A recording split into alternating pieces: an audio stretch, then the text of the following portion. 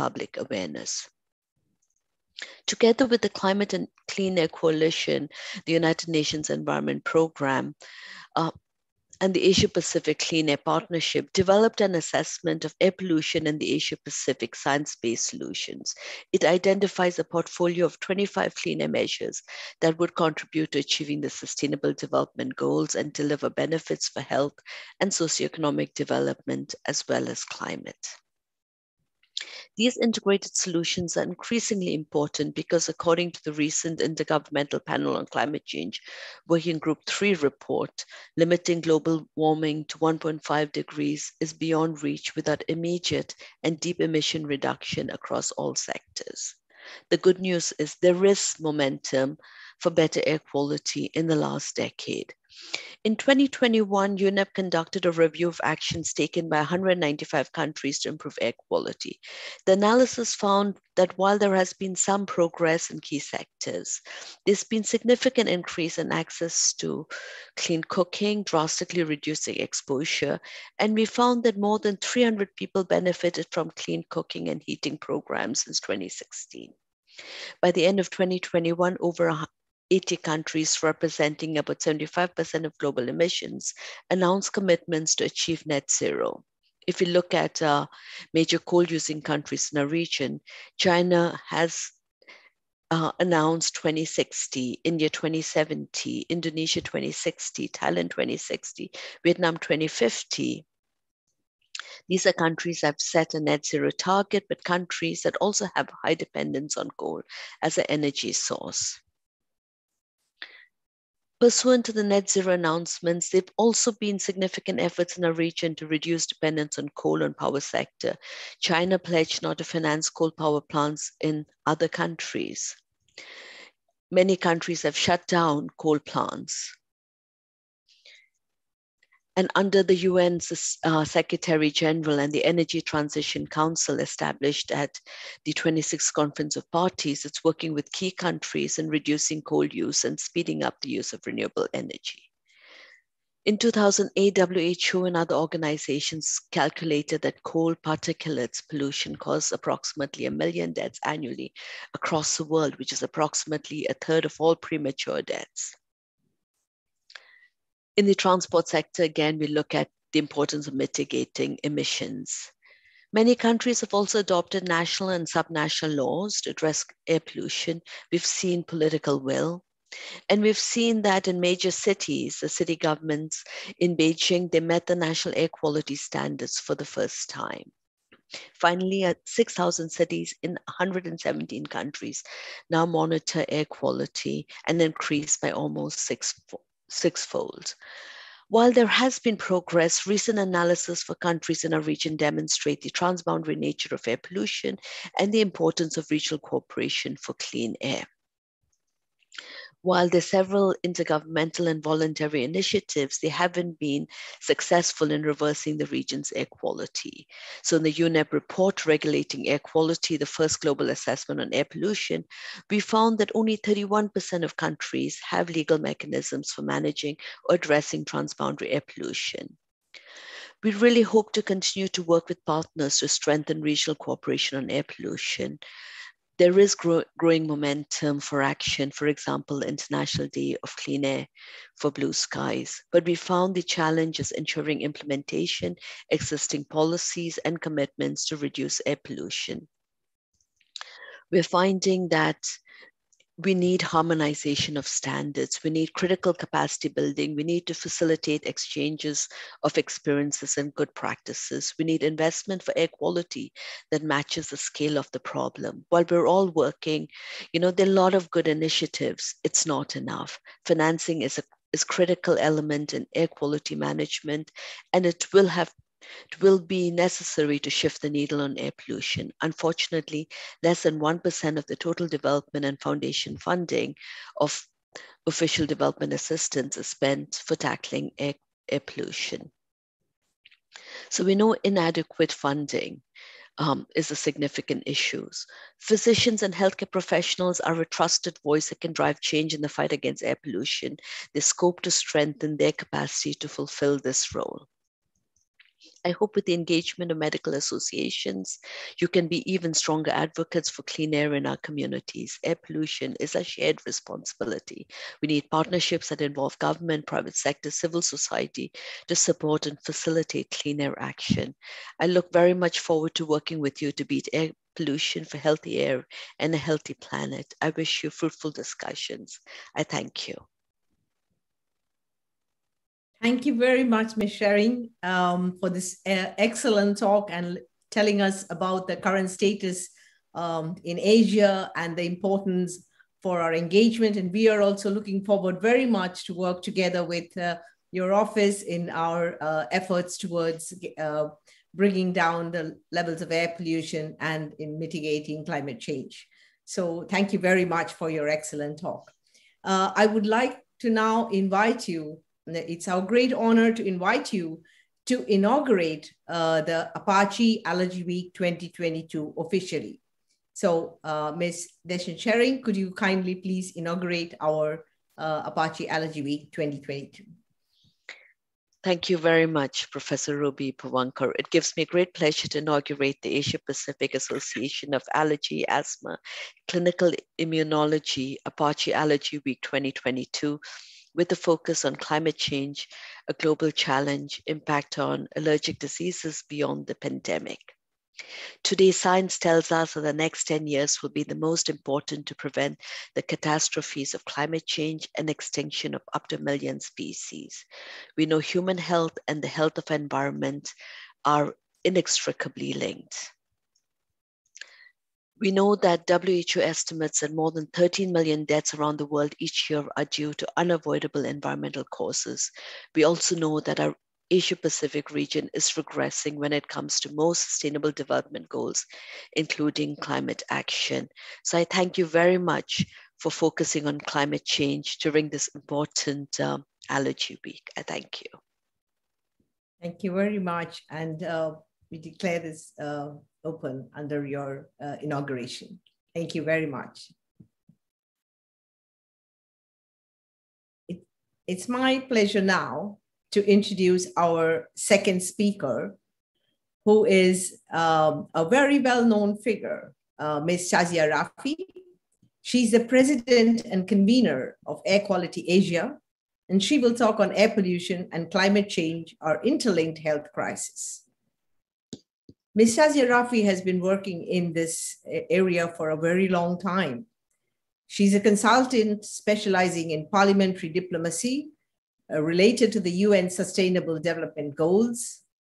And she was also she's a former Secretary General of Parliamentarians for Global Action and had done many, many initiatives, as I remember, even during the Rio Plus 20 Biodiversity Conference. Ms. Rafi is contributing editor for several different newspapers and news magazines, as you can see here, listed here, the Khaleej Times, the Abraham Weekly, on ABC, on American Associated Press, Australian Broadcasting, and she's also a speaker in many of the television channels, speaking in BBC, CBS, in Australian Broadcasting Corporation, International Business Times, Sky News, TRT World, and so on. Her career is unbelievably superb, and without want of time, I would like to invite her to give her excellent talk. So Ms. Shazia, please. Thank you very much, Dr. Pavankar, Honorable Deputy Speaker Lagarda, Dr. Pavankar, Honorable Sharing, distinguished members of APAACI, greetings on behalf of Air Quality Asia from Mannahatta, land of the Lenape people, which we now call New York. We have all been witnessing an unprecedented time with the COVID pandemic and exacerbations of climate change. Parallel to the pandemic is a silent killer that continues to claim almost 9 million lives in updated figures annually around the world, and that is air pollution. The most hazardous air pollution is in Asia, as are many of these deaths, most of these deaths. Air pollution is both a measure of and an accelerator of climate change. The same carbon emissions that speed up global warming make air quality worse. However, unlike climate change, air pollution is easy to measure in real time from both ground level and satellite-based monitors, giving us our AQI on a daily basis on phone apps. For individuals, health professionals, and policymakers, the AQI is like taking the temperature of the planet. Since pollution has no boundaries, hazardous air pollution in one region in a circular multiplier leads to health impacts of climate change everywhere, as we see rising asthma rates due to changes in pollen and ozone, even in low AQI areas. Parliamentarians have worked with the UN system, specifically with UNEP and WHO, on clean air, clean water legislation since Rio Plus 10, 2002 in Johannesburg. Dr. Pawankar joined us at the Rio Plus 20 UN seminar. The right to clean air as our first human right, that first gulp of air we take when we are born, was proposed at the Interparliamentary Union meeting November 2013 by the Parliamentary Working Group on Clean Air. 3 Clean Air SDG 2030 targets were negotiated. They are specific, define the sources of air pollution and the mechanisms for implementation, monitoring, and financing. All our governments have signed on to these SDG targets. According to the Global Alliance on Health and Pollution, air pollution deaths have a bell curve. They rise as countries move from low income to lower middle and upper middle income and drop as they reach high income. Because our means of generating energy, means of production, transportation remain polluting, while higher income countries have had more access to technology solutions that are green and clean. That differential is narrowing as these technologies become cheaper and more accessible. Reversing air pollution and slowing down climate change are Herculean tasks, but they are possible. We now know, as a result of COVID, within weeks of the lockdowns, air pollution had dropped dramatically in Delhi, Lahore, Jakarta. Blue skies had returned. However, without transitions to a green economy, post-lockdown pollution is back. For governments, transitioning to green economies involves huge costs. Only 10% of the 100 billion funding committed by wealthier countries to implement the climate change agreement has been dispersed. With aid unavailable, funds will have to come from our national economies by transitioning the current GDP cost of air pollution.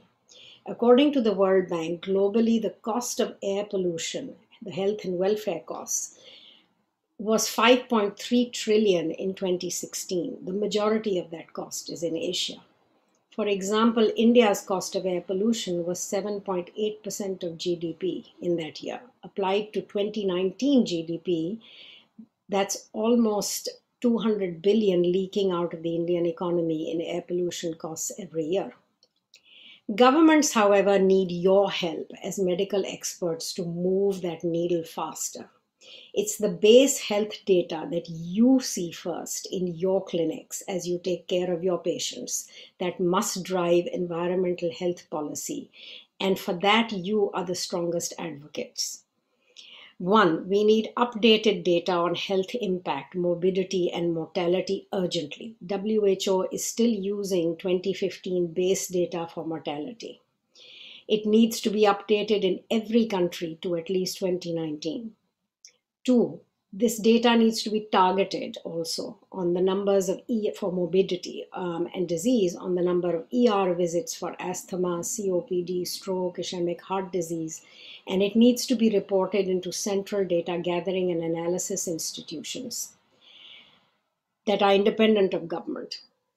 3, that data needs to be shared in open access so those experts monitoring air pollution and climate events can correlate the health data accurately with the environmental data. And lastly, this correlated data analysis needs to be reported annually to parliaments and governments so that they can understand in easy graphics the results as they make painful policy changes. And I might add, it's important for health professionals like yourselves to be available to testify to Parliament, to the health committees when you are called in, because that I have seen has a huge impact. Due to COVID, we now have these institutional mechanisms globally for such data and gathering as well as sharing. Air Quality Asia is working with representatives in parliaments across the Asia Pacific who are enacting green economy bills and programs. You will soon be hearing from one who has led legislative action on a slew of bills in her country, the Clean Air Act, the Climate Change Act, and green economy bills. We look forward to working with APAAACI in building health-centered clean air and climate change policies in the Asia Pacific. Thank you very much. Thank you very much, Ms. Shazia Rafi. That was an excellent talk, and I think it highlighted some of the most important things in our region, and actually it motivates us to work together with Air Quality Asia and with yourself in this direction towards mitigating climate change and air pollution. So with this, I would like to now invite our keynote speaker, Honorable Lauren Legada. She's the Deputy Speaker, Representative Lone District of Antique, House of Representatives of the Philippines government, and her keynote speech would be on air pollution and climate change mitigation. She's a former senator and now Deputy Speaker of the Philippine House of Representatives. Lauren Legada has authored several landmark laws during her 3-year terms in the Philippine Senate for climate change adaptation and environment protection, namely the Clean Air Act, as already mentioned by Ms. Shazia Rafi, the Clean Water Act, Ecological Solid Waste Management Act, Environmental Awareness and Education Act, Renewable Energy Act, Disaster Risk Reduction and Management Act, Climate Change Act, the People's Survival Fund Law, and the expanded National Integrated Protocol Protected Area System Act, among many other vital pieces of the legislation. So it's a great honor as APAAACI to invite Honorable Lauren Legada to give her keynote speech at this event. Thank you very much, and good evening from the Philippines. It is my distinct honor and pleasure to speak before all of you now virtually to share our efforts in improving air quality while addressing the climate crisis through policy, as well as learn from our experts present here today in this regard. Air quality is not an abstract environmental statistic. It is something that tangibly affects our lives and welfare, from smog hanging over cities to smoke inside our homes. Air pollution poses a major threat, not just to our climate, but to our own health. The World Health Organization estimates that 4.2 million people around the world die every year because of ambient or outdoor air pollution in both cities and rural areas. This pollution comes from power generation, industrial processes, the combustion of motor vehicles, and incineration in the agricultural and waste sectors. On top of outdoor pollution, around 2.6 billion people are also exposed to dangerous levels of air pollution inside their own households due to the use of open fires or stoves for cooking and heating, fueled by kerosene, biomass, and coal, which also leads to 3.8 million deaths every year. The combined effects of ambient air pollution and household air pollution are associated with 7 million premature deaths annually, 7 million deaths that are not just premature, but preventable. In the Philippines, about 45 deaths for every 100,000 people are attributed to air pollution. The safe level for PM 2.5, a category of particulate pollutant, is 10 micrograms per cubic meter of air in a year, but the recorded annual average of these pollutants in the Philippines is at 17.6 micrograms per cubic meter, that is 3.1 times above the WHO annual air quality guidelines.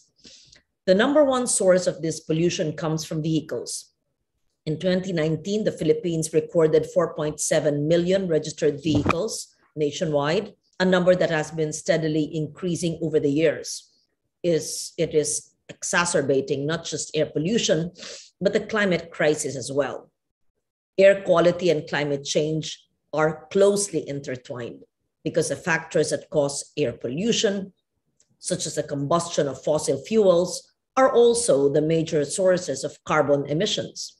Thus, when we implement policies and measures to improve air quality, we are getting 2 for 1, because in doing so, we advance both climate and health goals at once. What policies and measures then do we have in place to do this? In the Philippines, we enacted the Clean Air Act of 1999 in my first term in the Senate. It provides the policy framework for our country's air quality management program. And this law seeks to uphold the right of every Filipino to clean and quality air by reducing air pollution from stationary and mobile sources, adhering to the Philippine Constitution's guarantee that every Filipino has a right to a balanced and healthful ecology in accord with the rhythm and harmony of nature, unquote. The Philippine Cleaner Act encourages cooperation and self-regulation from and among citizens and industries. It emphasizes compliance and accountability to the government's environmental rules and regulations. It provides a solid foundation for other legislative measures on environmental protection and climate change adaptation and mitigation. It complements the Renewable Energy Act, also a law authored in my second term, in pursuing more affordable and cleaner sources of energy, as well as the first ever Green Jobs Act in the whole world in transitioning our industrial sectors towards green growth.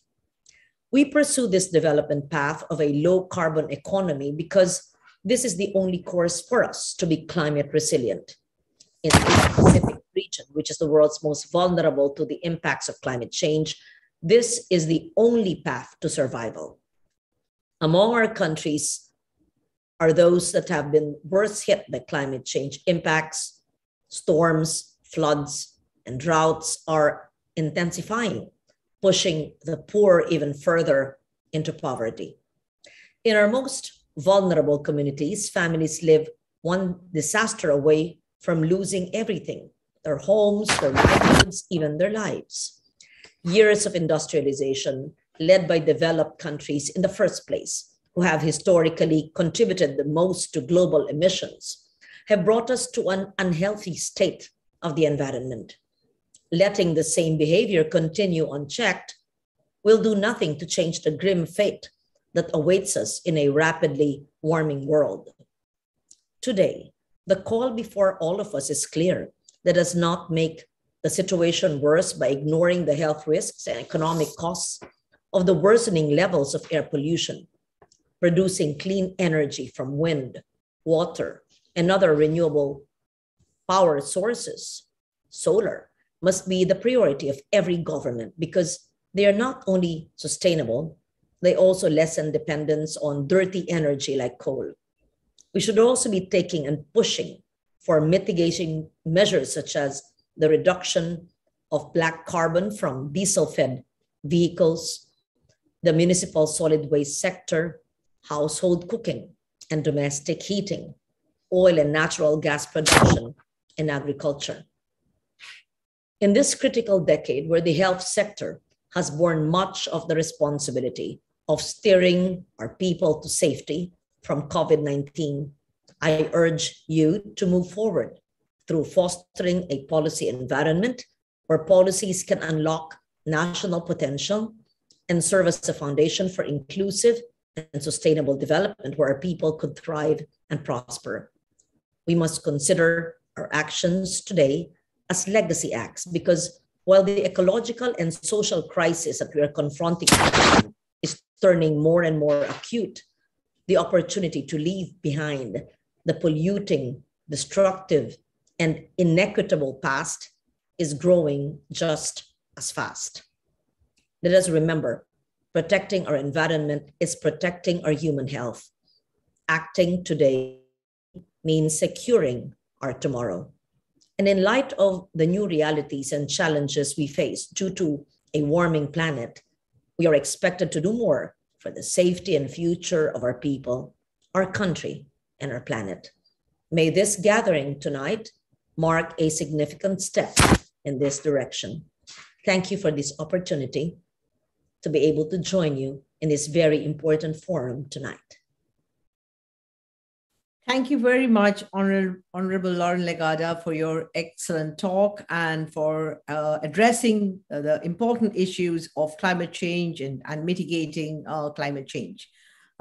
We are very much encouraged with the points that you raised, and we as an organization will work towards engaging ourselves with policymakers and parliamentarians and civil society to work towards this in every way possible. So it's now my pleasure and honor to invite our next speaker, Dr. Katie Allen, who requires no introduction. She's a federal member for Higgins from the Australian government, and she will be talking about allergies, a growing health problem, time to act. Dr. Katie Allen has served as a pediatrician and medical researcher at the Royal Children's Hospital in Melbourne for over 25 years. She was the director of the Population Health Research team at the Murdoch's Children's Research Institute and a professor at both the University of Melbourne and Manchester. She has published over 350 peer-reviewed publications, and she was honored with the inaugural fellow of the Australian Academy of Health and Medical Sciences as well in 2015. And Katie's international public health experience includes consulting to the World Health Organization and the US National Academy of Sciences. I've had the pleasure of working together with Katie during my presidency of the World Allergy Organization on many different initiatives that Katie had really worked with a lot of fervor and a lot of dedication. Currently too, as a member of parliament, she is still pursuing to help patients with allergies and to focus for more funding towards allergy research in Australia. So, dear Katie, please.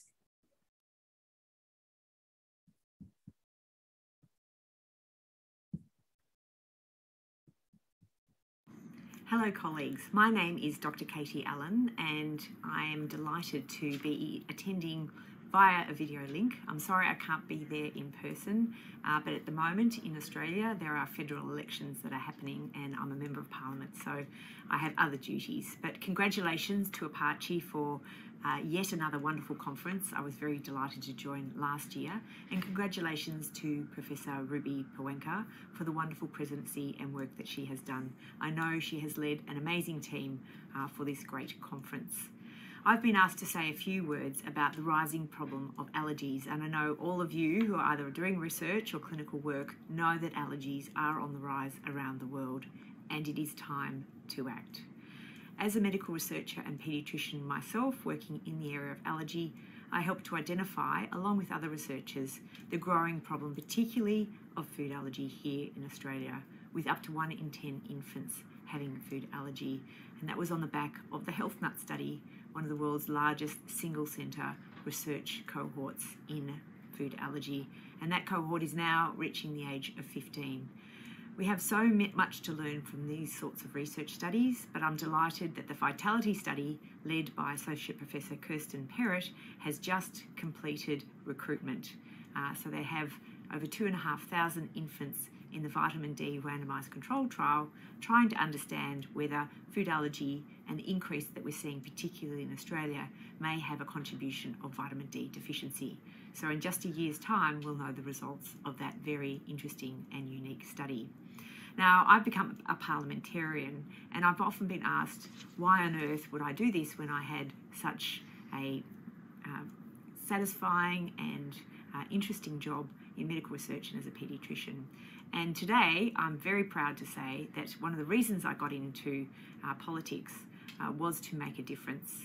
And today's announcement by the federal government of a budgetary commitment of $26.9 million towards allergy research and clinical care here in Australia over the next 4 years was a result of my advocacy and being a Member of Parliament in the federal government. When I first became a Member of Parliament, I called for an inquiry into allergy. And I'd like to give a great shout out to those who had participated in the inquiry right across Australia, the clinicians, the researchers, the allergists, who helped for us to formulate the 24 recommendations of the report, which is called Walking the Allergy Tightrope. Now, from that, the Minister for Health has responded to the call for those 24 recommendations, and the sector came together in Australia, including the Australasian Society of Clinical Immunology and Allergy, Anaphylaxis Australia, and the Murdoch Children's Research Institute, along with many clinicians and researchers right across Australia. So a shout out not just to Kirsten, but to Prithi Joshi, to Maria Said, to Sandra Vale, and to Jill Smith for their hard work and advocacy to ensure that the $26.9 million is going to go to two very important areas in order to deal with the issue of allergy and its rising threat here in Australia and around the world. The first is to make sure that the National Allergy Strategy, which has been developed by the sector, is executed and delivered as a National Allergy Council. So that is $16 million in order to make sure that we have better care, standardisation of care across Australia, and that patients can get the right care at the right time in the right place. And some of that funding goes to making sure that food challenges are available on the MBS and that telehealth appointments are available for those who live a long way from city centres here in Australia. The second pillar of funding is $10.2 million to be given to the Murdoch Children's Research Institute Centre of Food and Allergy Research, which I was very proud to establish in 2013 and has had 2 5-year grants as Centre of Research Excellence. But the federal government has now acknowledged the significance of CFAR, the Centre of Food and Allergy Research, by committing another $10.2 million to ensure it is the National Allergic Centre of Excellence. That will expand the CFAR from just food allergy to other allergies, including drug allergy, insect allergy, and latex allergy, amongst other things. So that's a wonderful outcome that the best research in Australia can be used to make sure that patients are looked after, whether it's initiating immunotherapy trials here in Australia rather than patients having to go to the US or to Europe, or whether it's making sure that our patients get the best care here from results of studies like the Health Nut study, which is now completed but is now being followed up, or the Vitality trial, which is about to be completed within the next year. So it's great to see research in action, clinical care, and partnering with government can have such a great impact for the people that we all care about, which is allergy patients and their families. Congratulations again to APAAACI. Thank you, Ruby, for asking me to say a few words. It is time to act, whether that's for our allergy patients or for other issues such as climate action, to ensure that the globe stays healthy, and so do the people that live on it. Thank you. Thank you very much, Katie. That was really wonderful. And I think that's very much fits into what we are talking about, the importance of allergic diseases as they are rising. And of course, the fact that these environmental insults that are happening are only advancing the prevalence and the severity of these diseases. Now it's my pleasure to invite Professor Stephen Holgate, Professor Sir Stephen Holgate, to give the plenary session.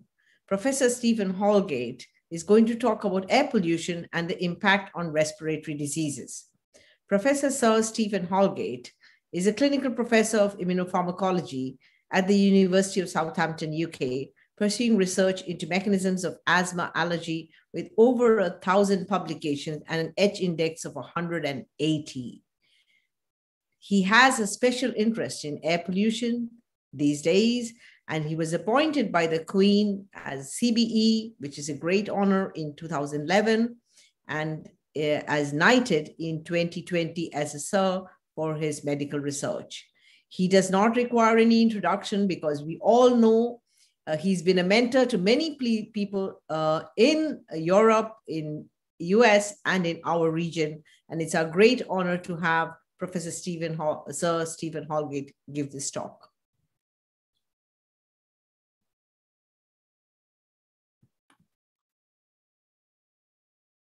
Thank you very much indeed for your kind invitation and introduction, Ruby, to this APAAACI special event. I'm delighted that APAAACI is focusing on allergy in relation to climate change and air pollution, and that is what I'm going to talk about over the next 15 minutes or so. I'll share my slides with you all now.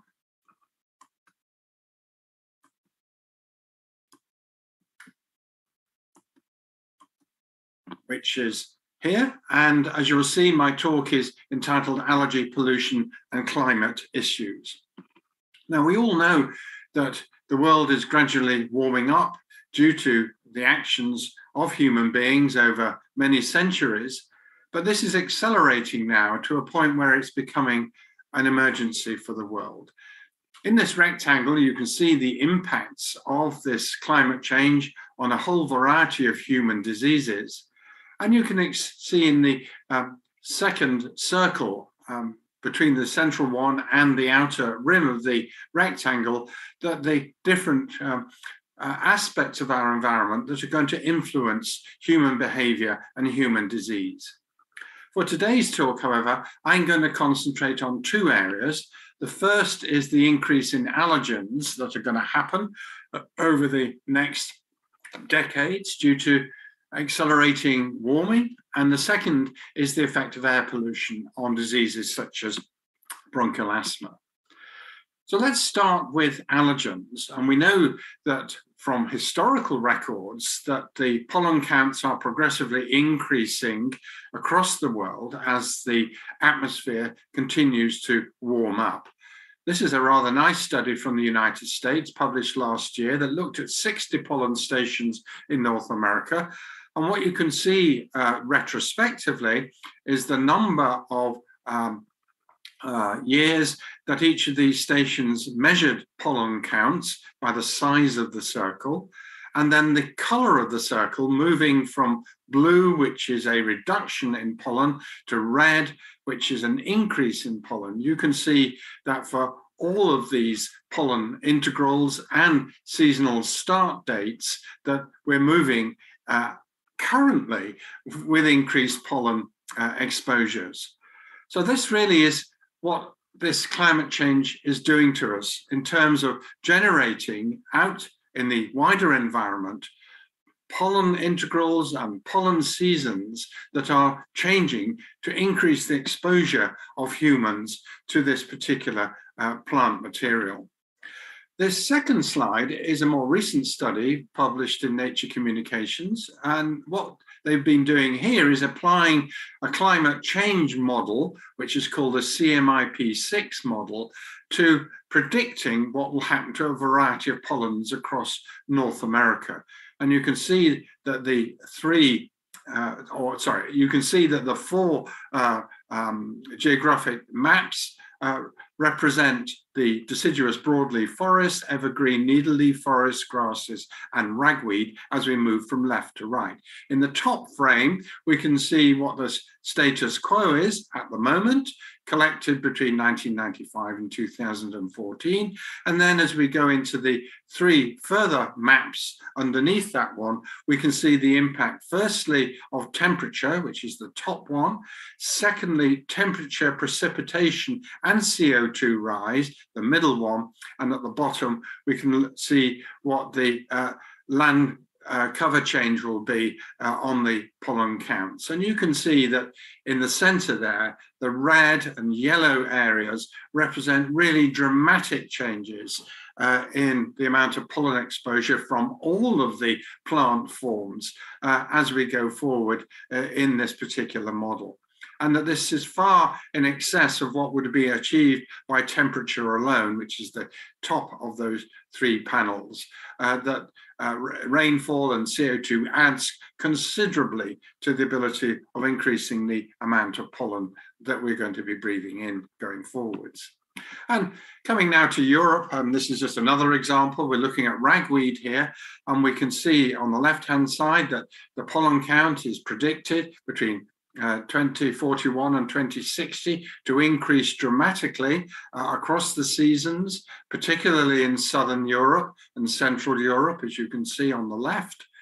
And on the right, the ragweed sensitization is also predicted from a baseline of 1986 to 2005 to what they predict in 2041 to 2060. A dramatic increase in the proportion of the population sensitive to ragweed. In fact, they believe that by the time we reach 2041, there will be the number of people sensitized to ragweed with ragweed, hay fever, and asthma will double from 33 to 77 million. So these are big numbers that are generated by this climate change influence over increased pollen production. Now, turning more to air pollution, of course, parts of the world have very major problems with air pollution. I'm just showing one here in India, where we're seeing small particles, PM2.5, shown on a map on the left-hand side. The red areas are in excess of 80 to 100 micrograms per meter cubed, far in excess of the guidelines that our different countries have been setting for us to tolerate. And on the right-hand side, you can see that the cause of those particulate accumulations is probably domestic burning of solid fuels in those parts, in this case of India, that are using those fuels. What we have shown recently, however, is there are no safe amounts of air pollution to breathe. This is an amazing study of over 60 million people in the United States, their Medicare beneficiaries. And you can see, looking at PM2.5 and ozone, that the line passes through 1. That is the hazard ratio for all-cause mortality on the vertical axis against PM2.5 on the horizontal axis. And 1, of course, is on a log scale, so that actually means 0. So that means there are no safe levels of air pollution, whichever air pollutant we happen to be measuring. And you'll note the tight confidence intervals as the dotted lines. Not only that, in this and several other studies since then, it has been shown that it's the underprivileged and racial minority populations, people with lower incomes, that seem to be having the worst effects of this accumulating air pollution. And that's why the World Health Organization has come up with its air quality limits. The 2005 limits for PM2.5 shown on this slide is 10 micrograms per meter cubed, and that for nitrogen dioxide 40 micrograms per meter cubed as an annual average. The WHO, in reviewing the new literature, has down numbered the PM2.5 air quality limits from 10 to 5 for PM2.5 and from 40 to 10 for nitrogen dioxide. Substantial reductions based on the new evidence from epidemiology. But you'll see in the EU and here in the UK that we have air quality limit values far in excess of these health limits, 20 for PM2.5 and 40 for NO2. So black carbon, the small particles, PM2.5, PM10, they have effects, of course, on multiple organs in the human body. We're very familiar with respiratory and cardiovascular disease and cancer, but there's hardly a single organ that's not affected by breathing these particles. But importantly, these particles also have an incredibly powerful effect in terms of mitigating towards increase in climate change and atmospheric temperature, 1,500 times greater than CO2. Furthermore, the effect of these particles on the climate in Indian and East African monsoons, for example, is very profound, as we're currently witnessing in the countries experiencing this. And finally, as the particles fall on our ice caps, on our mountains covered in ice, the black particles absorb more sunlight and increase the melting of the ice. And of course, that's happening at a very rapid rate as we're measuring the shrinkage of our polar ice caps over time.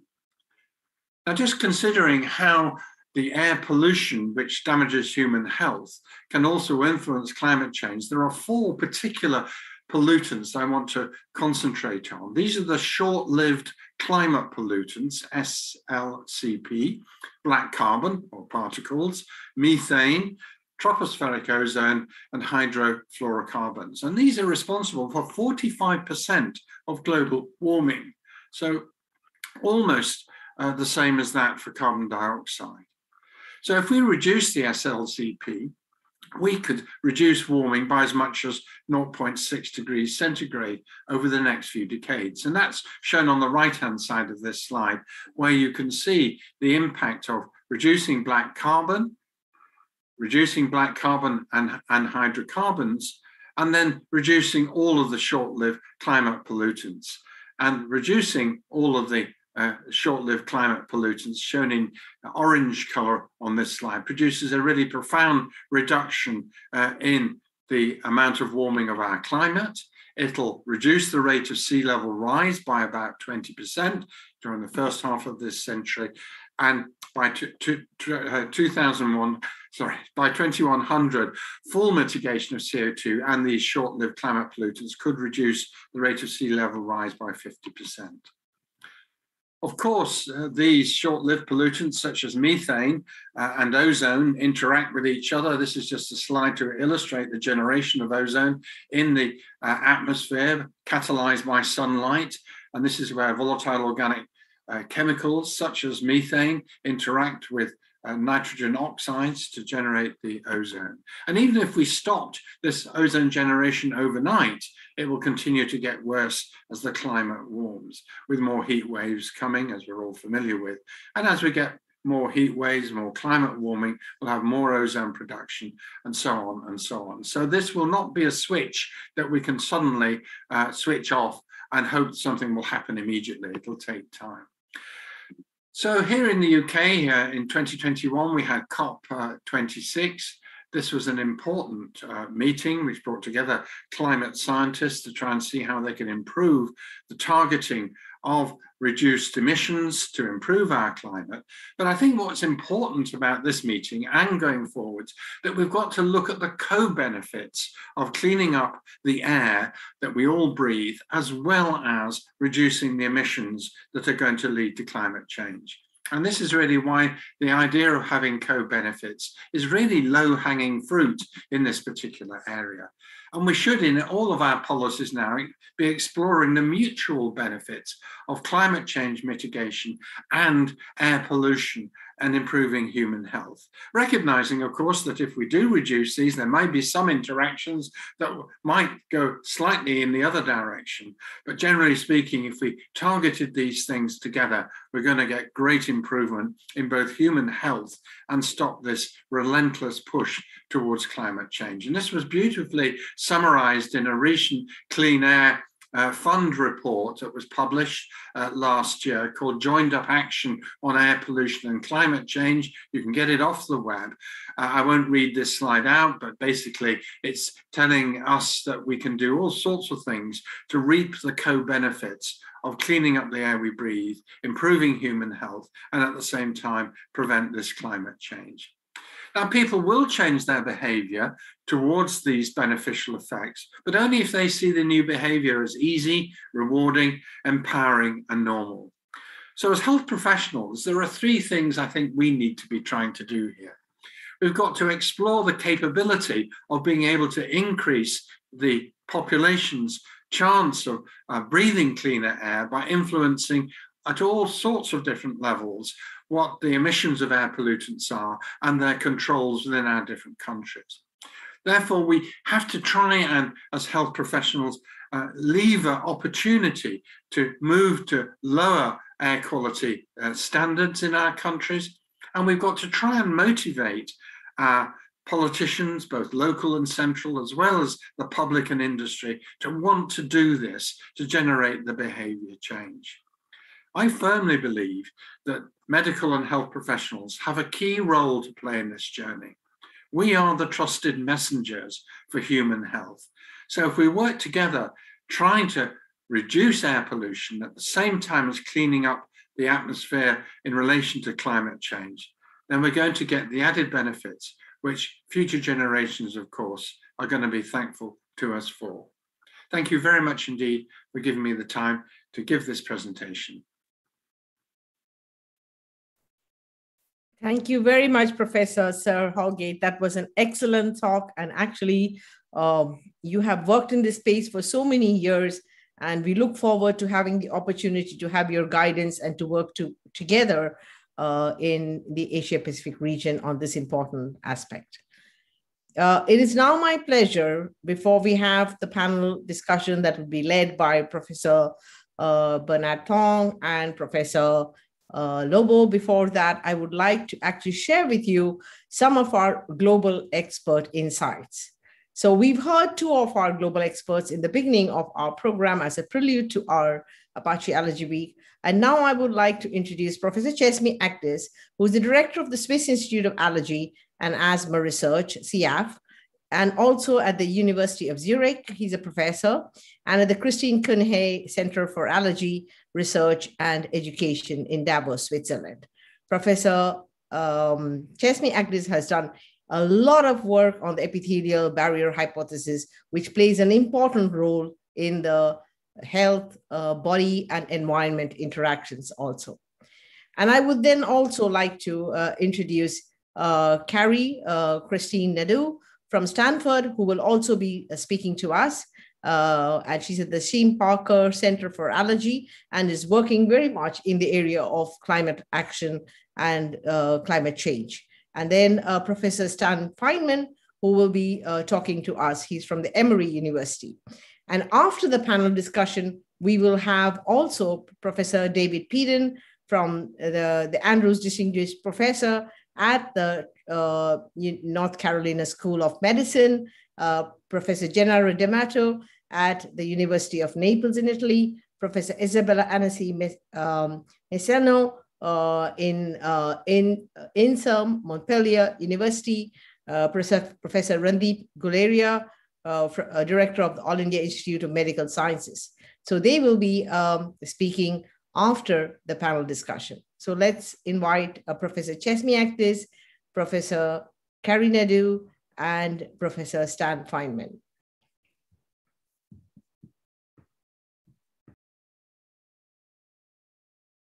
Dear colleagues, it's a great pleasure to talk in this Allergy Week of APAACI, which is aiming to increase the awareness and knowledge on climate change and major issues that the humanity is being exposed.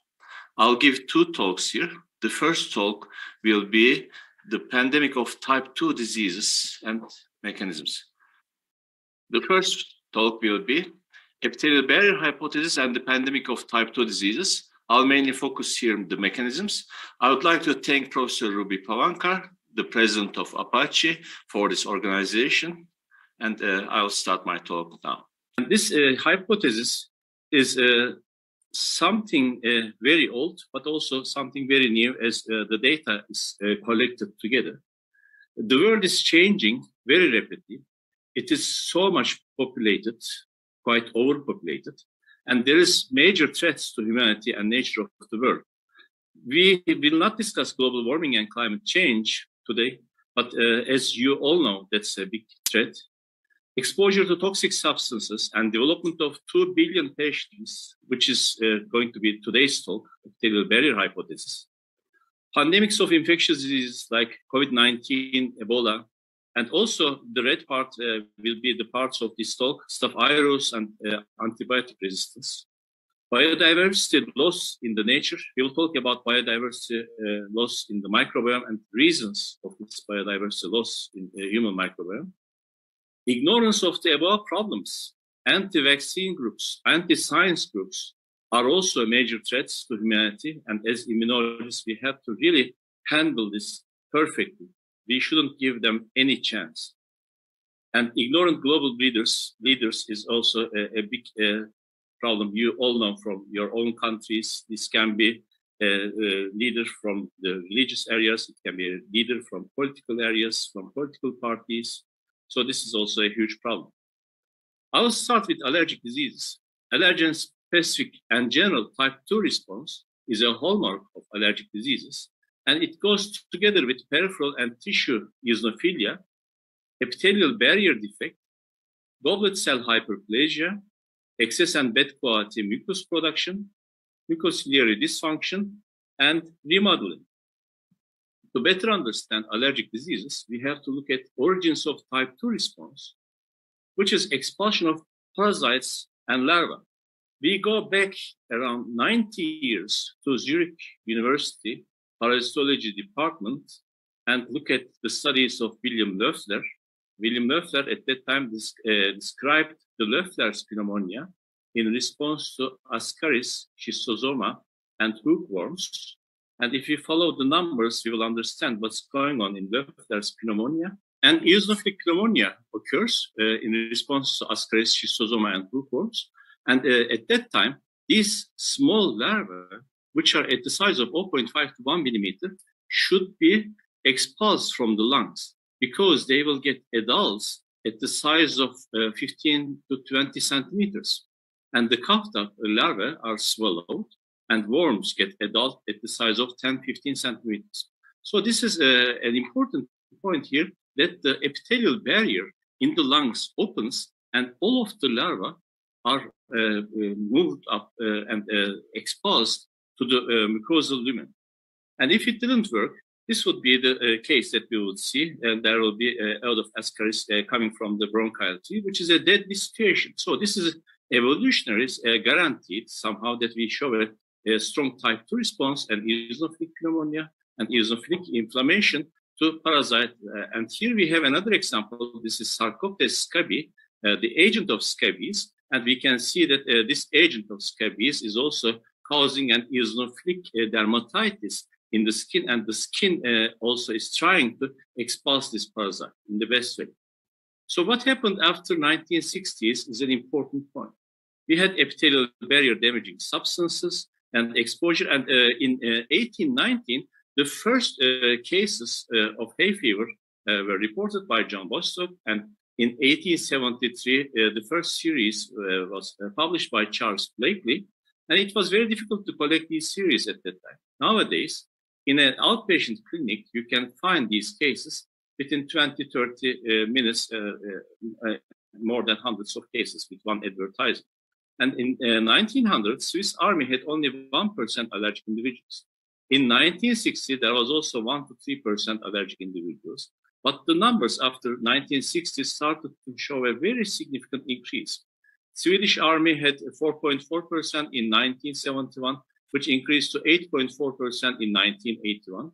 And currently, Swiss Army has around 20%, and Swiss population has 28% allergic individuals. And in MEDAL studies, there is 55% allergen sensitization. That means IgE to any allergic agents in the normal population.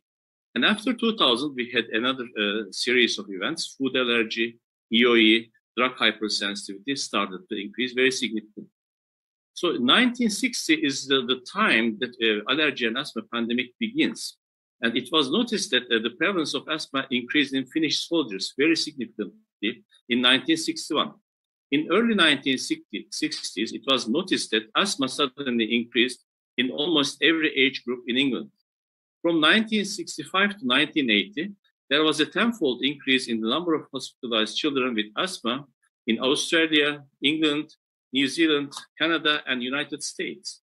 Between 1971 and 81, it was found that asthma doubled to threefold in Swedish soldiers, especially those who came from the cities. And East and West Germany studies, you may be aware of, at the time when East and West Germany were united, the prevalence of asthma and atopic dermatitis were around 1 to 3% in East Germany, which caught up with the West within 10 years. That means a 5 to 10 times increase within 10 years.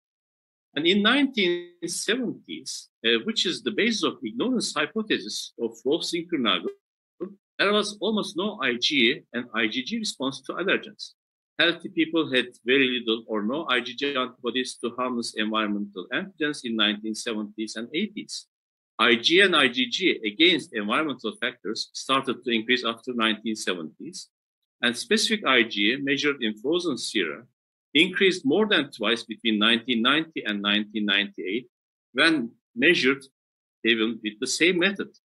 But when we look at 2015's and these days, in 2015, fourth time point, 8% of Norwegian children aged 10 to 16 years had IG to at least one allergen.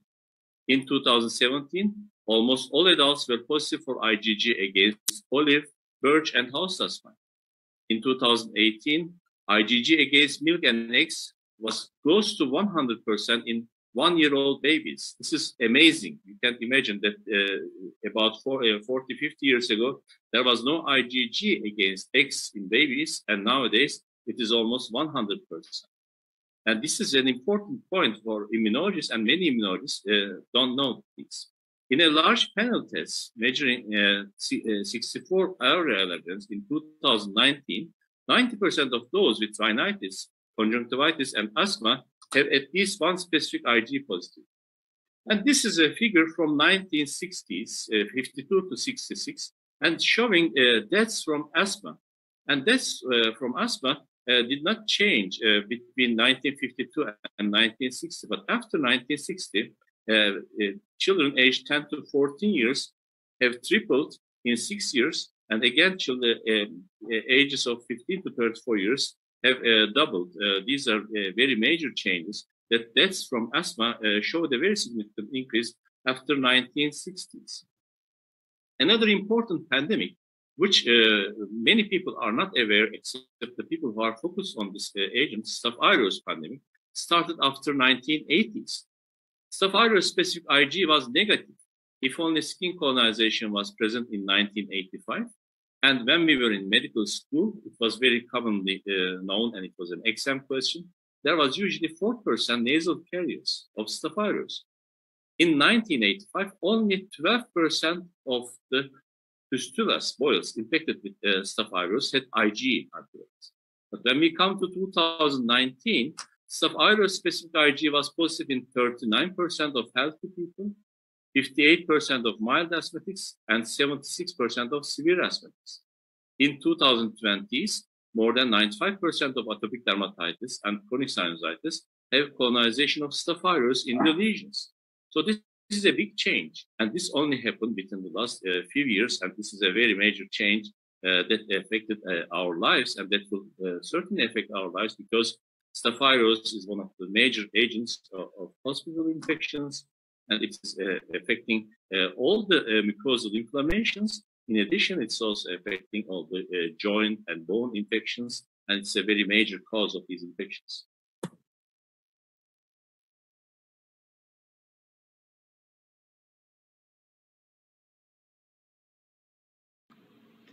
Thank you so much for having me today. It's really a pleasure to be here as part of APAAACI and to be able to talk about climate change and how that's affecting allergy and asthma. And this is affecting everyone, especially vulnerable populations like children. There's not a child on this planet that will not be affected by a climate change event. And when we talk about our specialty in terms of allergies and asthma and immunology, we know that the pollen season is increasing due to the climate change and warming. We know that pollens are changed in how they are emitted from plants because of increased CO2 in the air. Pollen sensitization is expected to increase in the upcoming years throughout many places in Asia and in Europe and other parts around the globe. We're seeing that wildfires are increasing around the globe. There's no more wildfire season. There are no boundaries. The wildfire smoke circumnavigates the world. This increases asthma. So in our specialty, allergies and asthma are on the rise, not just because of those reasons, because of drought as well with climate change. There are more dust storms. There are more infectious diseases that are propagated by dust storms, as well as asthma and allergies. And importantly, all of these exposures, pollution, heat stress, extreme weather conditions, warming of the planet, the food insecurity that will happen as we think about the food allergies that people are suffering from as well. All of these events will affect our field. And so I'm very grateful that you're talking about climate change and you're talking about how it affects health, and that we as individuals, as researchers, as physicians, can be advocates for change so that we can create policies that decarbonize healthcare systems, that change and mitigate and adapt to climate change so that we can decrease emissions to anthropogenic greenhouse gases that are dangerous for this planet, dangerous for life, and importantly, all of this can help health and allergies and asthma to decrease. And also, I think we have a role because as we think about biodiversification and greening the planet, as allergists, we know a lot about botany. We know a lot about how pollens are emitted. We know a lot about how to plant male and female trees together if a city is going to plan for these types of biodiversity and greening, which is wonderful, and it helps people. But we as allergists can help city planners by mitigating any pollen and by making sure that people use the right plants to help green the planet and to help decrease allergies and asthma. So I'm really excited about our field and what we can do together. Thank you so much for this opportunity, and please feel free to contact me anytime for any questions. Thank you.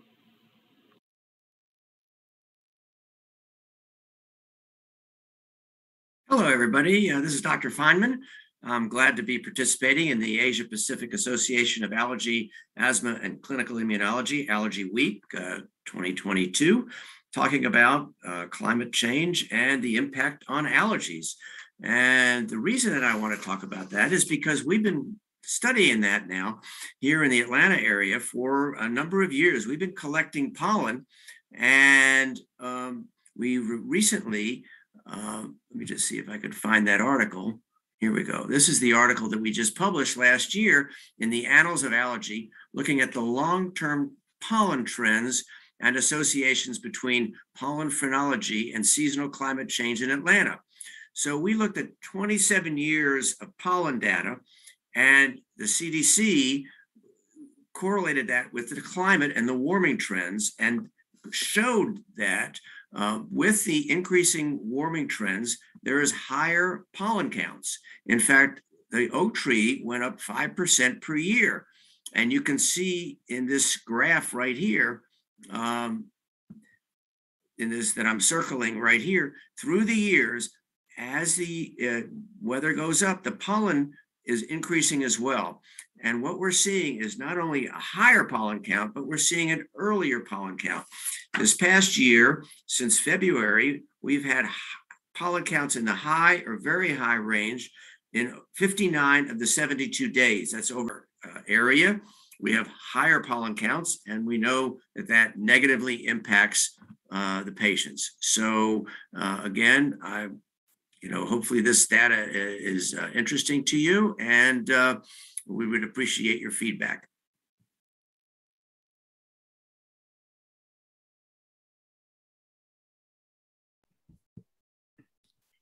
Thank you very much, Professor Cmi P6, Professor Carrie Nadeau, and Professor Stan Feynman for your excellent talks. It is now my pleasure to move forwards towards the panel discussion to introduce the moderators of this session, who will then take forward the panel discussion. So I'm greatly pleased to introduce Professor Bernard Horton. Professor Bernard is the Divisional Chair of Medicine Senior Consultant of the Department of Rheumatology, Allergy, and Immunology at the Tan Tock Seng Hospital in Singapore. He is also a board of director of APAAACI and a very active board of director of APAAACI that I'm greatly proud of. So I welcome Professor Bernard Thong. With him, we have a co-moderator who also I am greatly pleased to introduce, Professor Romel Lobo. He's the president of the Philippine Society of Allergy, Asthma, and Immunology, the head of Adult and Pediatric Allergy, Asthma, Immunology Unit at the Fidel Mundo Medical Center, Philippines. Also PAAACI, under his leadership and the leaderships of the previous presidents, Marisa Rector and Dr. Casala and Dr. Linda, were all very, very active in collaborating with APAACI. And Professor Romel Lobo will also be co-chair of our upcoming Congress. So now I would like to leave the stage for Professor Bernard Thong and Professor Romel Lobo to take forward the panel discussion. Thank you. Thanks very much, Professor Ruby. So it gives me great pleasure to introduce the first speaker in this panel discussion. And I'd like to introduce Professor Jae-won Oh, who is a past president of the Korean Academy of Asthma, Allergy, and Clinical Immunology, and the chief of pediatrics at the Hanyang University College of Medicine in South Korea. So he'll be talking to us. Professor Jae-won Oh, please. Hi, I thought nice to meet you. So it's a great honor to present my talk to you for the APAACI, the Allergy Week 2022. I'd like to talk about my research work just a few minutes. I'm just focusing on the pollen allergy and some kind of a carbon dioxide or some kind of the ozone. So do you have any, can I share the slide for you?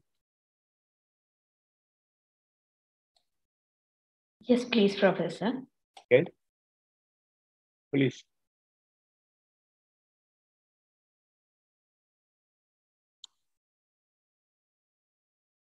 Did you get? Yes, Professor. You can start now. Okay. Please go to full screen mode. Thank you. All right. I just to focus on the impact of the climate change on the pollen allergy.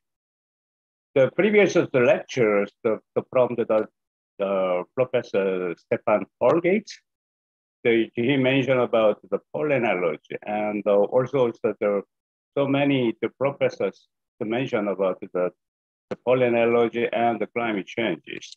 I have some experiments for that, and so I'd like to introduce my work.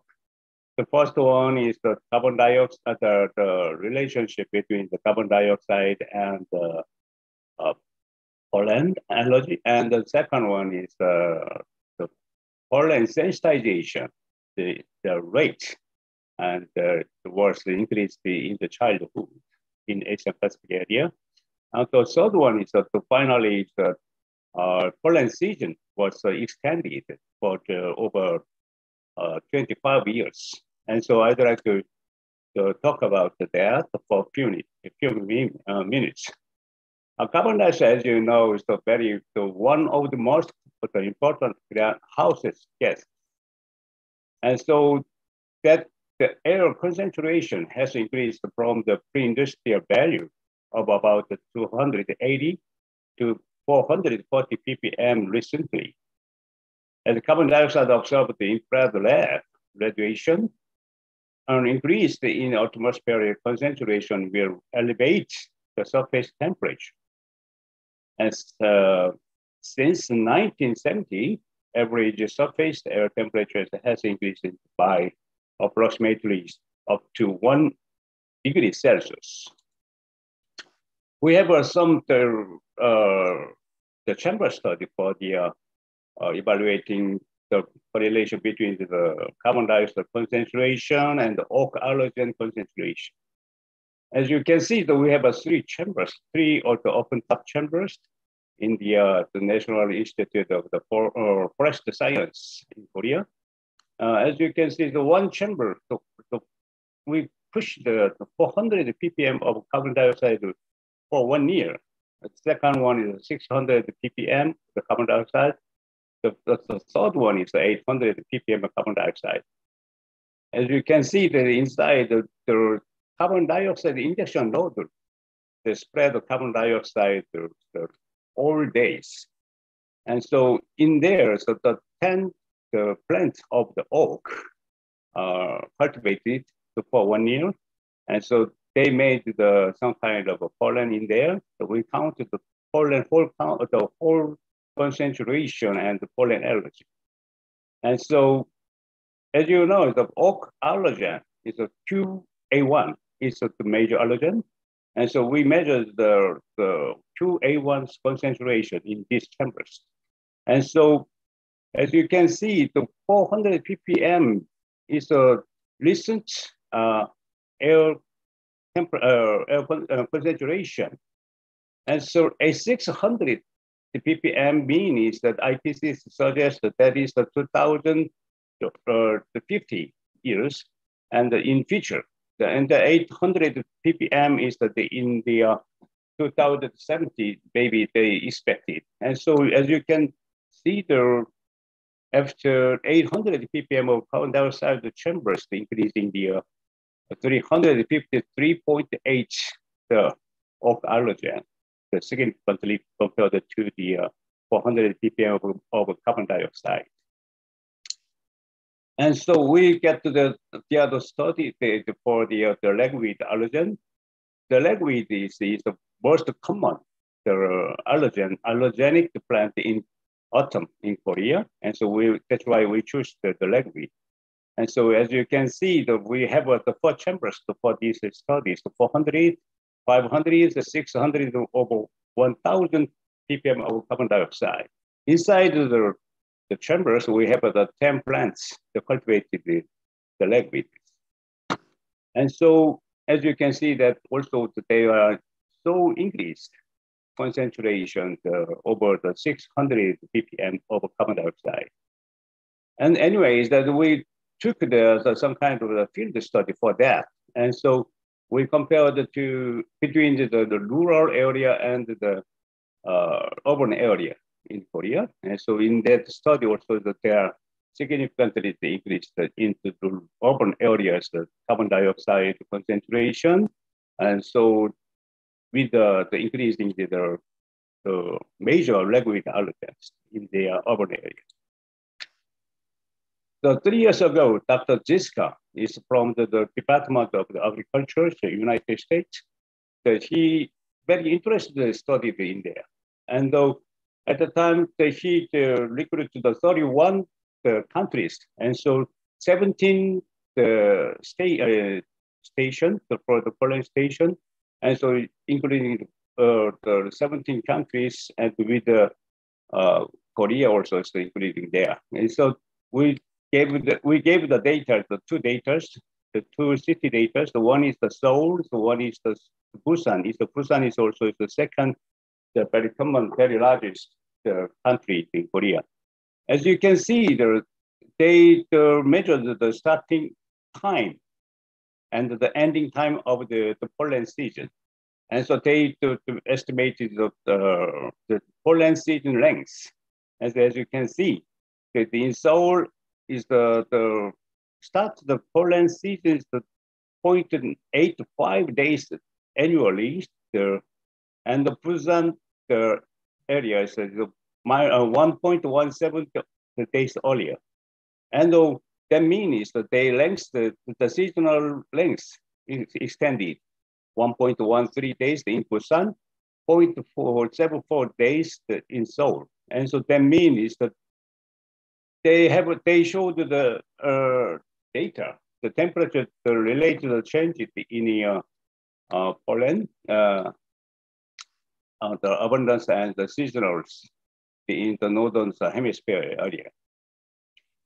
And so we'd like to check the assessing the data, the blooming and the flowering of oak plants precisely. And so we choose the Korean National Forest in there. We have 2 very huge towers in there, so the 50 meters the towers. And so each 5 meters, so we put onto the video cameras with the Bluetooth cameras. And so we measure the blooming and the flowering every day. So they send the data to my computer, and we recorded the computer data, and so we can record the exact the blooming and the flowering date of oak. And as you can see, that since 1980, the pollen season started the 5th of March, and at the end of the pollen season is the 7th of June. But after 22 years, and 2019, the pollen season started at the 15th of February. The end of the pollen season at the 5th of July. That means it's in the 1980, pollen season is just was the 94 days. But after 22 years, the pollen season, the duration was at 140 days. That means the V-shape, the extended of the pollen season. And so meanwhile, we're checking the sensitization rate to the tree pollen in the children in the soul.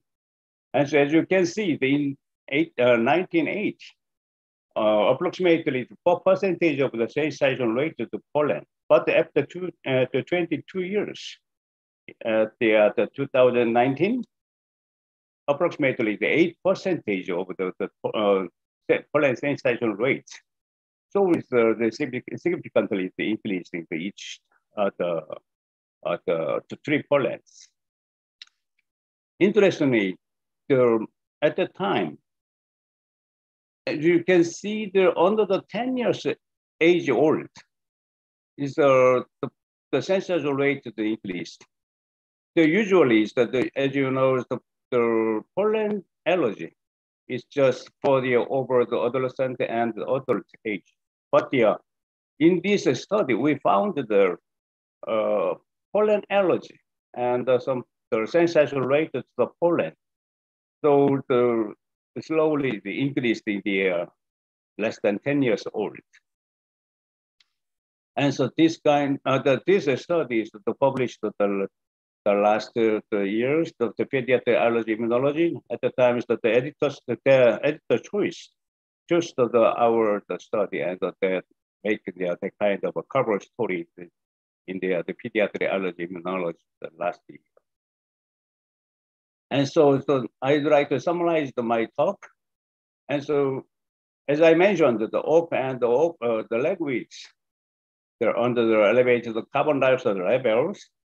So the significantly higher the amount of the pollen and each allergen than under the present condition.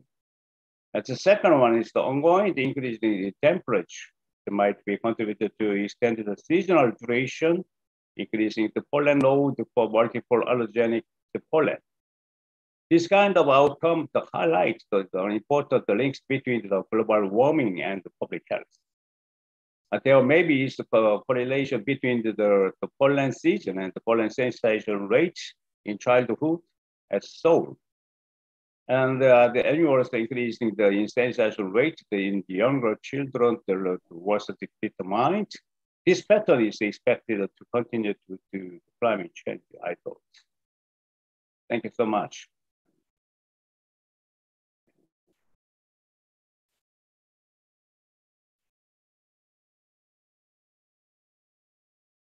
Good evening.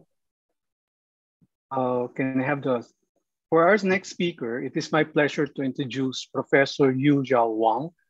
He's the President-elect of APAAACI, Professor of Pediatrics and Director of Allergy, Immunology, and Microbiome, Research Center, China Medical University, Children's Hospital, Taiwan.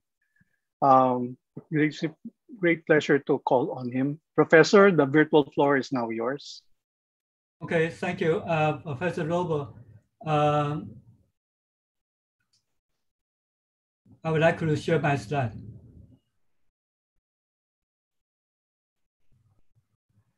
Sorry, this is not my slide. Can I share it? Yes, please, Professor. You can share your screen.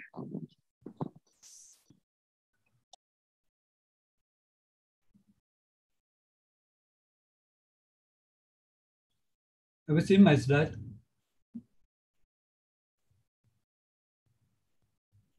Okay, we can see it now, Professor. Okay. You will have to go on full screen mode. Okay. Thank you for Professor Robert for your kind introduction. I think air pollution is a big issue for the environmental health hazard in Taiwan. So one of the articles published in the JACET have shown that according to a birth cohort, including 170,000 children conducted from the 2004 to 2014 in central Taiwan. And then we have identified about 31 new asthma cases and found the combination for the exposure to the heavy metals such as lead, arsenic, Cmi, and mercury in the air pollutant or PM2.5 that were associated with the increased incidence for the pediatric asthma, especially exposure to the early and late gestational age. This is a very big conducted study in the central Taiwan. So really, air pollution, particularly for the PM2.5, that will contain not just only minor particles, they will go down to the to our alveoli in the lung, but also some of the heavy metal will also become an environmental hazard, particularly in the gestational age. So what happens if we can able to control the air pollution and increase for our air quality? Can we also have some effect for the incidence for allergic disease? So next paper, we have shown that they have a decreasing for 10 years trend for the prevalence for childhood asthma and air pollution in the southern Taiwan. So in the left figure, you can see that we have conducted for ISA study, a study from 2008 until 2018. For these 10 years, we have found that in Tainan City, that is in the south part of Taiwan, physician diagnosed asthma or current visit and recent visit, they also show that it's decreasing. And we found that in our city, through our environmental health protection agency, and they have shown that decreasing for the PM2.5 and also some of the air quality, including ozone, SO2, in recent 10 years, it have much improved, and the air quality improved. And for this air pollution have decreased for level, and we also show that decreases for the instance for our school children asthma. Maybe this is just only associated factor, but still it's one of the light that we can control the air pollution. Maybe we can benefit for our allergy disease in our children. And the other part I would like to introduce is indoor pollutant that maybe cause our disease, allergy disease in our children. That is, first of all, you can see that Taiwan is in the subtropical area and also have been surrounded by the ocean. So we have a lot of mold and fungi that will spore in the indoor air quality, and also humidity will cause the problem. And previously, we have shown that if they have an increase for the humidity and also the fungi spore, and then increase, and then plus with the genetic factors such as the parent also have an allergy disease, they will increase for the atopic dermatitis more than 9-fold. So this is also we have control. If we want to have an environmental control, we should consider for the air pollution on the indoor air quality, such as in the some of the furniture and also the formaldehyde in the tobacco, or maybe in the in some of the suburban area, they have been using the forsyth oil cooking that maybe also affect for childhood health. So one of the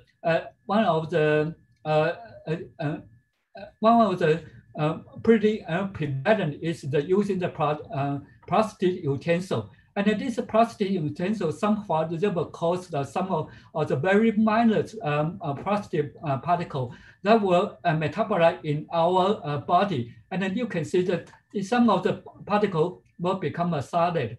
So this is, we found that in Taiwan, they will increase for the solid in our house dust concentration. And then for some of the biological experiment, we have found that solid exposure can have some epigenetic effects, such as increase for DNA methylation for TSLP, and also increase for childhood allergy.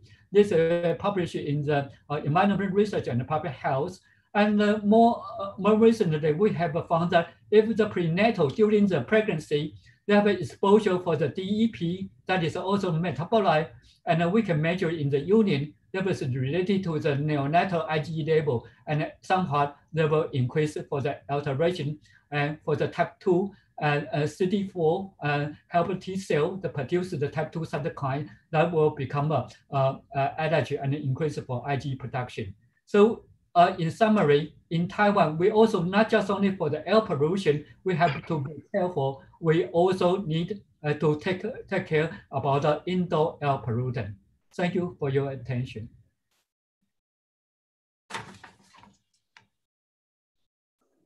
Thank you, Professor Wang. For our next speaker, or next panelist, is Professor Luzol, Zhang.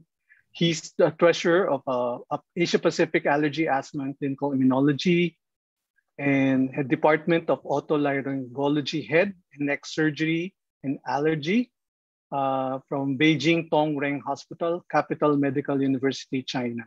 Professor Lu Zhang, the floor is now yours.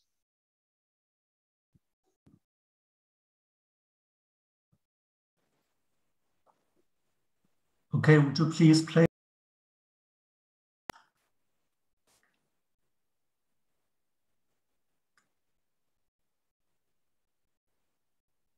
Thank you, Professor Lobo, for the kind introduction. I'm glad to take this opportunity to briefly talk about the influences of air pollution on nasal diseases. As you can imagine, over the last decades, the development of industry and urbanization in China has been coupled with the generation of large quantities of pollutants, for example, sulfur dioxide and nitrogen dioxide. In a study we published in 2016 in IFAR, we showed that the exposure of oak pollen to high concentrations of sulfur dioxide and nitrogen dioxide significantly led to the release of allergens from the pollens into the atmosphere, which might increase the incidence of allergic rhinitis. On the right, these two photos show China Central Television headquarters in non-haze day and haze day, respectively. Our study, which was published in 2019 in AAIR, showed that during the haze episode, 76% of healthy people experienced mild nasal symptoms, especially nasal congestion. That was due to the significant changes in inflammatory cytokines and neutral peptides in nasal secretions. Nowadays, we have realized that air pollution is an important environmental risk factor for chronic nasal diseases, such as allergic rhinitis. That's all. Thank you for your attention, Professor Lobo.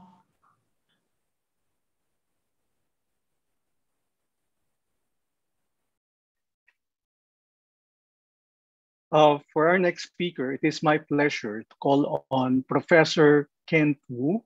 He's the president of the Malaysian Society of Allergy and Immunology, consultant internal medicine and allergy immunology, Gleneagles Hospital, Malaysia. Professor Kent Wu, the floor is now yours.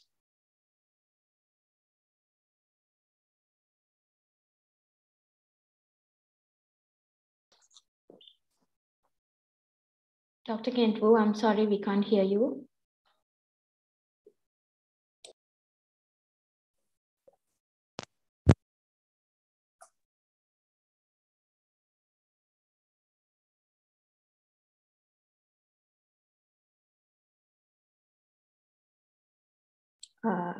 Dr. Kent Wu, please remove your headset and speak directly to the laptop.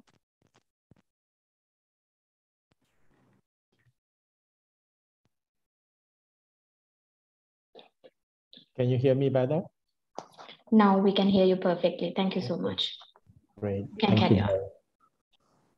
Okay, thank you for the kind introduction, Professor Romel Lobo. I'm here to share with you brief information on the Malaysian pollution data. And this is the air quality average of year 2021. Now, bear in mind, this is an underestimation because 2021, we're still under partial COVID lockdown. So this is an underestimation of what it would be under normal circumstances. But you can see here, the PM 2.5 concentration in Malaysia is actually 3.9 times above the WHO annual air quality guideline value. And also the 2021 average US AQI index is 66 in Malaysia. And in 2021, Malaysia's cleanest city is in East Malaysia in Sabah. And the most polluted city is in Klang Selangor, as part of the Klang Valley, close to the capital.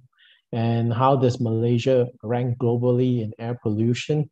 We're not the best, we're not the worst either. We're 50 out of 118 countries measured in 2021. So this is our air pollution information average in year 2021. And for the final slide, I just want to share something about the skin, because we always think about air pollution as affecting the respiratory tract. I want to draw also a little bit of attention on air pollution on atopic dermatitis pathogenesis. Exposure to air pollution also induces epigenetic modification in utero to the fetus, where the immune system is more polarized towards the Th2 subtype. On top of it, the air pollution also directly damages the skin barrier. So you have these two combinations with Th2 cytokines causing inflammation, pruritus, and decreased filaggrin expression, along with damage to the stratum corneum. We have a vicious feedback with environmental stressors and impaired barrier dysfunction, which leads to the development of atopic dermatitis. Well, thank you very much for listening in, and thank you for your kind attention.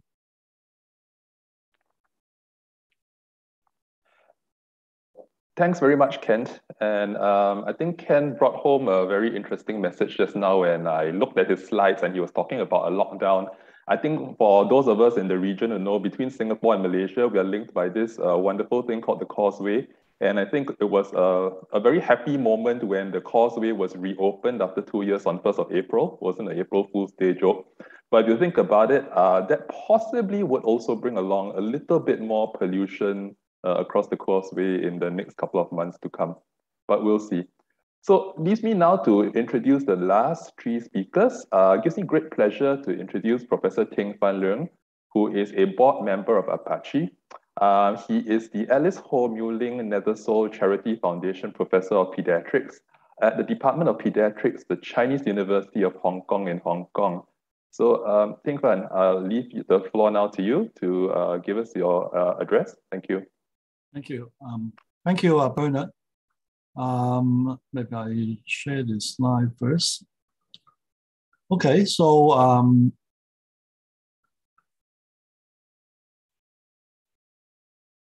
a pediatrician, so we are all aware of the importance of air pollution on child allergy. But I think most data, at least in Hong Kong and most cities in Asia, has been focusing on asthma exacerbation. And without doubt, air pollution, especially outdoor air pollution, has a very important role to play as a trigger for asthmatic exacerbations, especially those with leading to hospitalization. So it's a major health burden in our region. So we have data suggesting like in children or in adults and children combined, that air pollution are very important.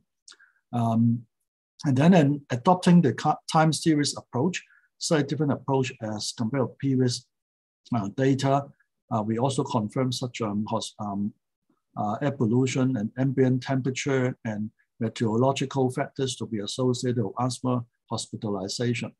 And we have another paper published just in 2019 suggesting in a birth cohort, a long-term birth cohort in Hong Kong, that early life air pollution was associated with lung function when these babies grow up to 17 years of age. So it's a long-term effect from air pollution. So in the review that my group published back in 2012, we know that the levels of ambient air pollutants in Asia are very high as compared with those in many developed Western countries, especially traffic-related pollutants that increase rapidly across many Asian countries. But then the no asthma patterns make the studies of these relationships are relatively difficult. But then without doubt, we have just longer data on pollution and asthma exacerbation. But then there has been very limited data on pollution and inception of asthma, and also relationship to allergic rhinitis and eczema. But then studies in Asia suggesting some important relationship, but data is lacking on the large scale evidence. And especially in our region, traditionally we have a more rural environment in many places, but then especially in China. But then loss of protective factors associated with rural environment further contributes to the adverse effect of pollution on allergic diseases. Last, just to highlight, back in 2018, the Hong Kong government did some studies suggesting that private cars and medium goods vehicles contributed substantially to the carbon emissions of vehicles in Hong Kong. So then Hong Kong government imposed the so-called zero vehicular emissions before 2050. So this is probably the roadmap on popularization of electric vehicles in Hong Kong with different strategies. And then we have the green and decarbonization, and then electric private cars and various kind of strategies to try to reduce the carbon emission. So we should work towards this goal in many Asian countries. With this, I end my talk. Thank you.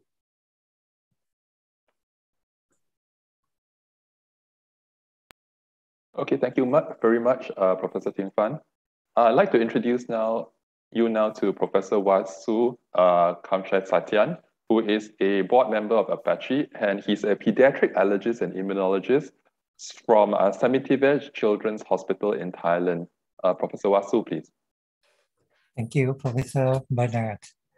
I would like to share some of the currently the problem of the climate change in Thailand. Mostly right now we facing with the situation of the PM2.5. This is the picture taken from the Bangkok and also in the northern part of the Thailand. And also in the past 5 to 10 years, we have seen a lot of rising in the PM2.5. These are the report from the social media.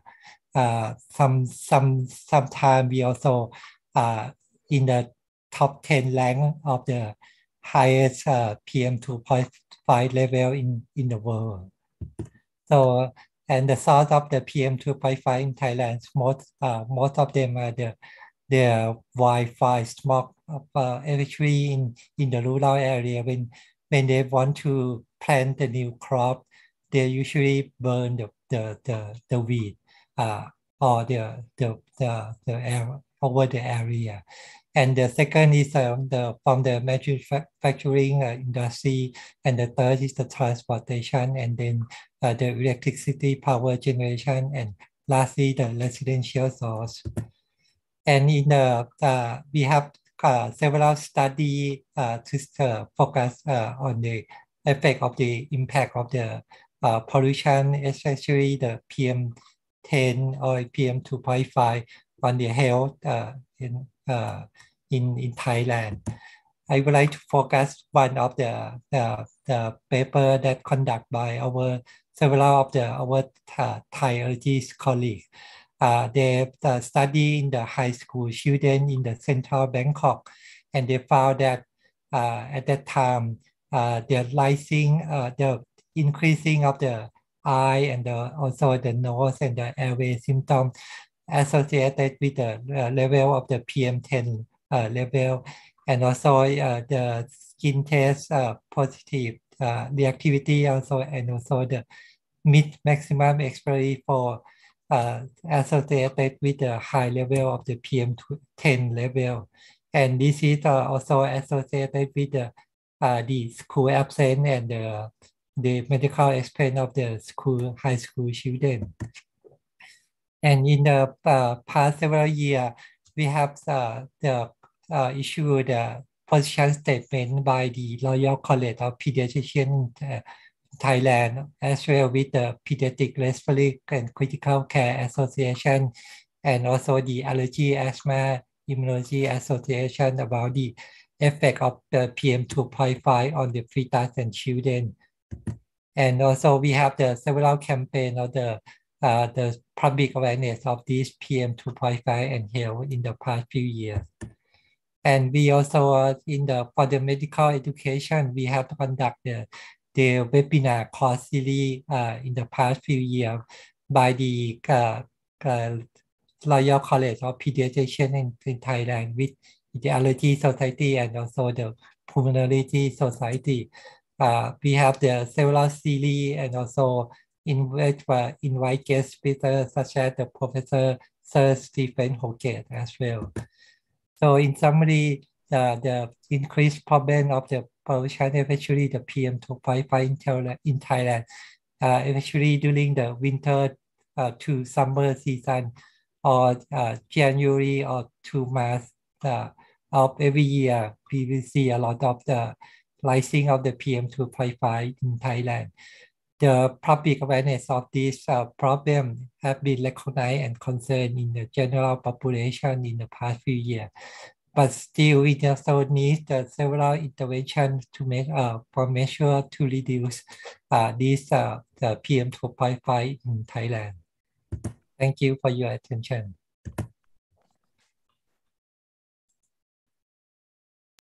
Thank you very much, Professor Wasu. So I think to wrap up this panel session, I'd like to introduce the last speaker, Professor Mumbaya, who is the president of the MSA and the Dean School of Medicine, Mongolian National University of Medical Sciences in Mongolia.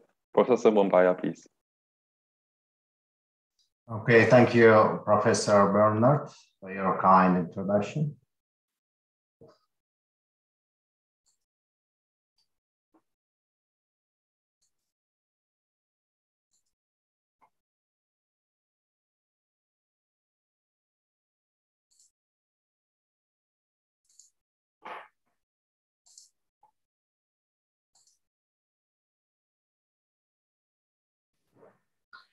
Okay, now I'd like to talk about outdoor and the indoor air pollution impact on allergy in Mongolia.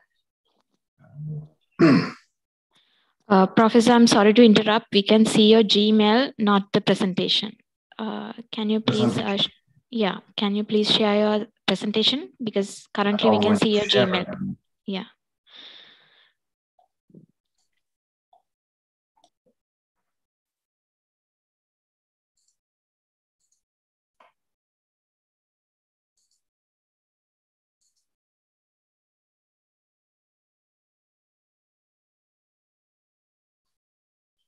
But my slides are seen, yeah.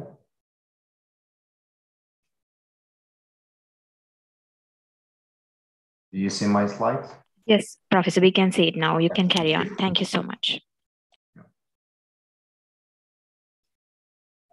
This slide shows the main sources of air pollution in Mongolia. These are raw coal-fired power plants, heating stoves and gear, low pressure boiler of small houses and transportation. As you know, the number of car owners almost 10 times increased in UP in the last 2 decades. It's one of the main sources of air pollution. Also in the slide shows the daily mean concentration of PM2.5, PM10, sulfur dioxide, and nitrogen monoxide. The dioxide for 2014, 2021, averaged over air quality monitoring sites in Ulaanbaatar. You can see the outdoor concentration, PM10 and PM2.5 is decreasing in the last 3 years. Because 2019, the government of Mongolia made a very good decision for raw coal ban enforcement and the use of refined coal briquettes in Ulaanbaatar city. The government of Mongolia announced a 60% reduction of pollution. A recent report comparing the PM levels in Ulaanbaatar with the mean maximum values of previous 5 years suggests 46 to 55% reduction in PM 2.5 and PM 10. Ulaanbaatar city divided 6 different districts, and the center of capital city. You can see here the red figure. This is the winter time PM 2.5 concentration is over 200 microgram per meter cubic air. In this slide, the air temperature is increasing in the south side of territory of Mongolia and decreasing the rainfall last few decades. It's influencing to desertification of south side of Mongolia. It's one of the main causes of Asian yellow dust to start from this area. In Mongolia, the number of thunderstorms are increasing in the summertime, and the number of days with lighter and long rain is decreasing. That's why it's one of the causes of the change to growth of wind pollinating plant species in country. We have a very heavy pollen period, trees, grasses, and weeds from May to September. Now I'd like to talk about the indoor air pollution in Mongolia. You can see here the indoor PM 2.5 concentration in different type of homes. In winter time and summertime, there are significantly different numbers of PM 2.5 concentrations.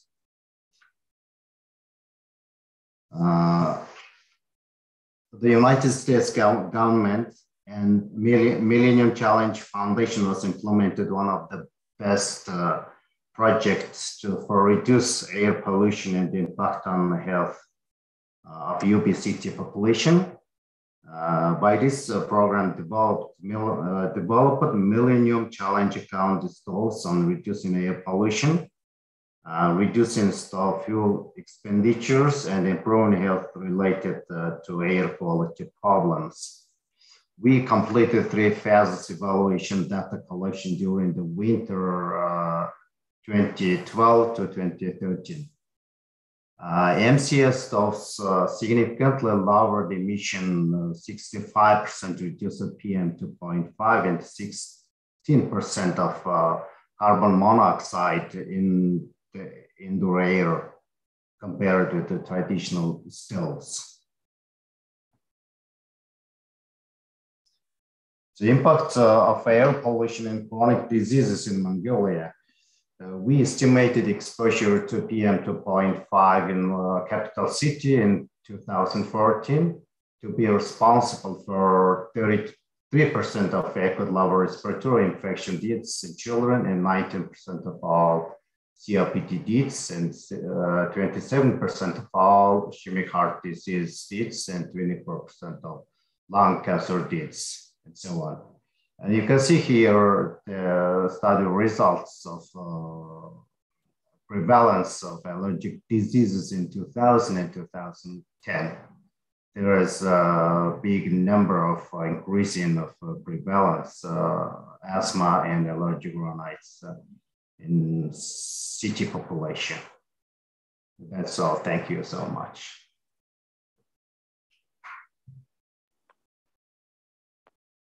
Okay, thank you very much, Professor Mumbaya. So I'm afraid I think time has caught up with us. So just suffice to say that I think this is not the end of the webinar. In fact, this is just the beginning of a week-long series of events to commemorate APAACI Allergy Week 2022, and just to get us thinking about climate change and the impact not just on allergic diseases, but also on many other non-communicable chronic diseases, be it cancers and cardiovascular diseases across all age groups. And perhaps just to remind everyone that I think in 2020, in the January 2020 issue of AP Allergy, APAACI did publish a white paper on climate change and air pollution. So if you go Google it, you should be able to find that paper, which is available for free access. So I think it leaves me now, together with Professor Lobo, to thank the speakers and also to ask the speakers to hold on till the end of the webinar for some additional instructions. And I will now hand you back over to Professor Ruby. Professor Ruby, please. Thank you very much, Professor Bernard Tong and for Professor Romel Lobo, and to all the panelists. I think everybody gave such an excellent talk on the situation in their country. And I think there is so much of rich information that we have. I think we could go on for hours and hours. And I think this will be the beginning of a lot more work that we can do together. So thank you to all the panelists on behalf of APAACI that you are a part of also. And also thank you to all the audience for being around and staying on. But we will be having, of course, a little bit of the additional global insight videos.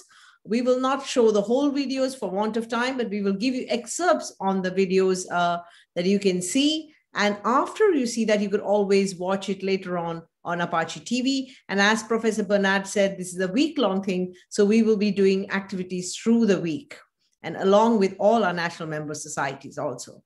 So before I would like to go to the video, I'd just like to make an announcement that APAACI has been having a lot of educational initiatives.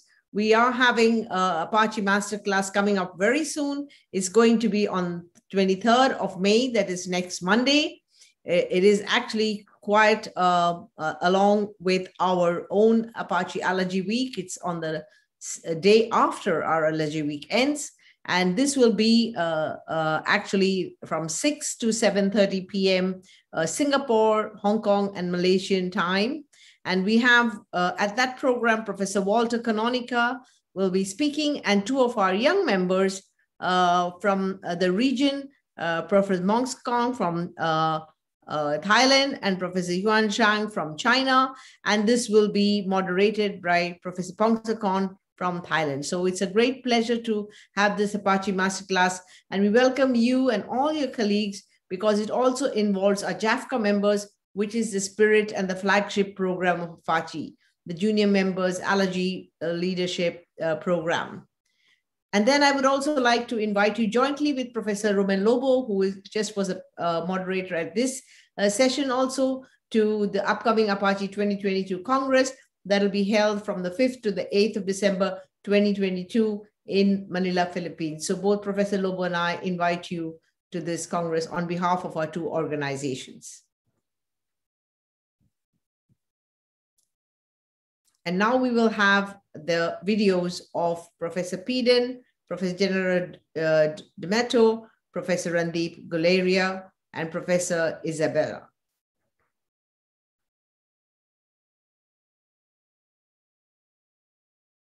At the onset, let me really congratulate the Asia Pacific Association of Allergy, Asthma, and Clinical Immunology for holding this Allergy Week, which they hold every year in April and May on specific themes. This is a unique opportunity to really increase awareness as far as allergic disorders are concerned. And the theme for this year is Climate Change, a Global Challenge, Impact on Allergic Diseases. Again, I think this is very, very relevant in the current situation. We're seeing the effect of climate change on many, many areas in the health sector. And it's important for us as clinicians to really understand how climate change is having an effect as far as allergic diseases is concerned. There is enough data which shows that because of climate change, there has been now an increase in the so-called allergy season or the allergic period in a year as far as various allergic disorders are concerned. And in many areas where allergic disorders were not that common, because of climate change, we are seeing an increased prevalence of allergic disorders. Climate change has also led to increased pollution, increasing temperature, and that also has led to worsening of allergic disorders or unmasking of various allergic diseases which patients or people did not have. We see a lot of patients with allergic rhinitis and asthma who've never had these symptoms when they are in their hometown, but when they come to a metropolitan city because of pollution, because of effects of climate change, they suddenly start having respiratory problems and then have an unmasking of an underlying allergic disorder. Therefore, it's very important for us to look at how we can work on preventing these allergic disorders and how we can mitigate the effect of climate change as far as disorders are concerned. So my best wishes to the Asia Pacific Association of Allergy, Asthma and Clinical Immunology. I'm sure you will have a wonderful week and all the best from my side. Climate change, air pollution, and the pollen allergy. And I declare I haven't conflict of interest, and we need to focalize our attention on the pattern of climate change. We know the climate change is a very actual problem, and we know that if no additional actions are taken, then over the coming decades, substantial increases in morbidity and mortality are expected in association with a range of diseases, including illnesses caused by poor air quality. And however, we know that the carbon dioxide is the most important anthropogenic greenhouse gas, and we know that about 75% of carbon dioxide emissions during the past 20 years resulted from fossil fuel burning. And this is a very important problem. Regarding the components of air pollution and the interaction with the allergens, we know there is an interaction in outdoor and in indoor atmosphere. In outdoor atmosphere, there are several components of air pollution, and have been found interaction between chemicals and biological components of air pollution. The chemical components are gaseous and also particles in atmosphere, and there is an interaction in atmosphere, but also in the airways of persons, of people, with aeroallergens released by allergenic plants, such as grasses, but also some trees, but also some molds, such as Alternaria tenuis and other molds. But also in the indoor environment, there are aeroallergens, and there are components of air pollution. About aeroallergens, we know there are the fecal pellets released by lighthouse dust, released by pets, but also from cockroaches and moles. However, the planet's average surface temperature has risen about 2 degrees Fahrenheit since the late 19th century. However, most of the warming occurred in the past 35-40 years, with the 5 warmest years on record taking place since 2010, but also in 2018 was the warmest year on record, but also several years in the last years we have observed a rising level of temperature. And about the long-term effects of carbon dioxide, we need to consider that the time of stabilization after carbon dioxide emissions are reduced and atmospheric concentration stabilizes, surface air temperature continues to rise slowly for a century or more. This is the increase of presence in atmosphere of carbon dioxide, and we need to reduce these levels as soon as possible because the permanence in atmosphere of carbon dioxide is very long. However, we need to consider the importance of tropical forests to reduce the level of carbon dioxide in atmosphere and to produce oxygen. However, over the past decades, it has been demonstrated the positive role of tropical rainforests in capturing large amounts of carbon dioxide.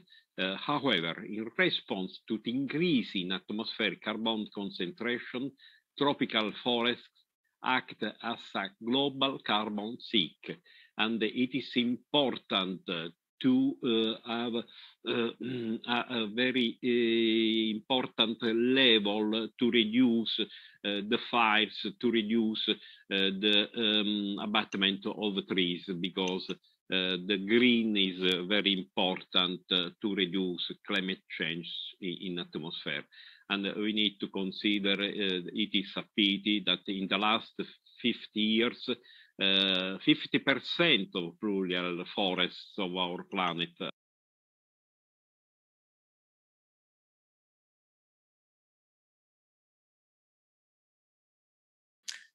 Hello, I'm Professor David Peden from the University of North Carolina, Chapel Hill.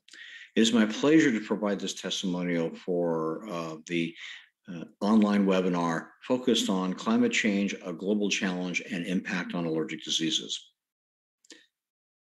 I've spent the bulk of my career studying the impact of air pollution on asthma and allergic diseases, as well as other systemic inflammatory diseases and conditions.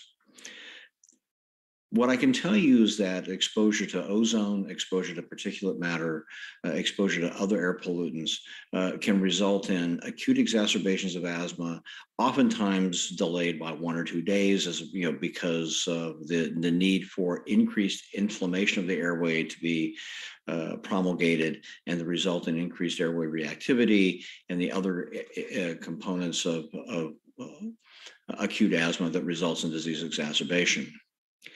Likewise, acute exposure to some of these air pollutants will result in worsenings of COPD, will also cause systemic inflammation, which is also the domain of allergy and immunology.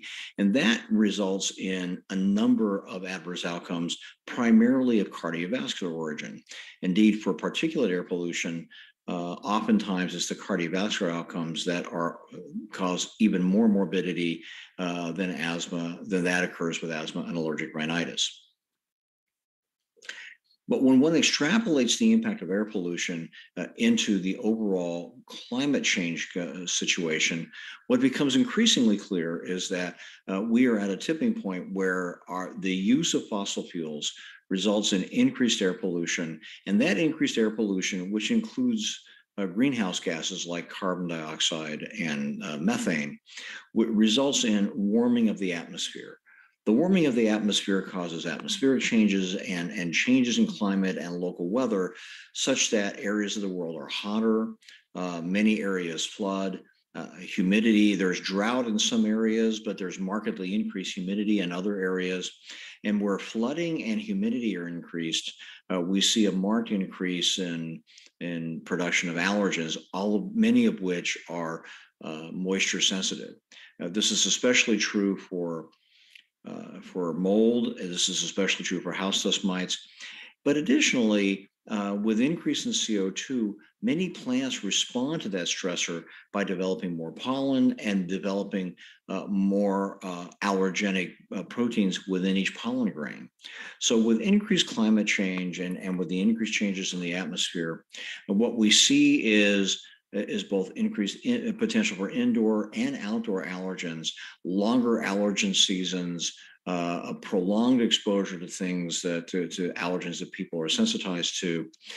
And that results in marked increase in frequency and severity of allergic disease, all the way from allergic rhinitis, which certainly impacts lifestyles, to exacerbations of asthma, and when extrapolated into systemic inflammation, one sees cardiovascular injury as well.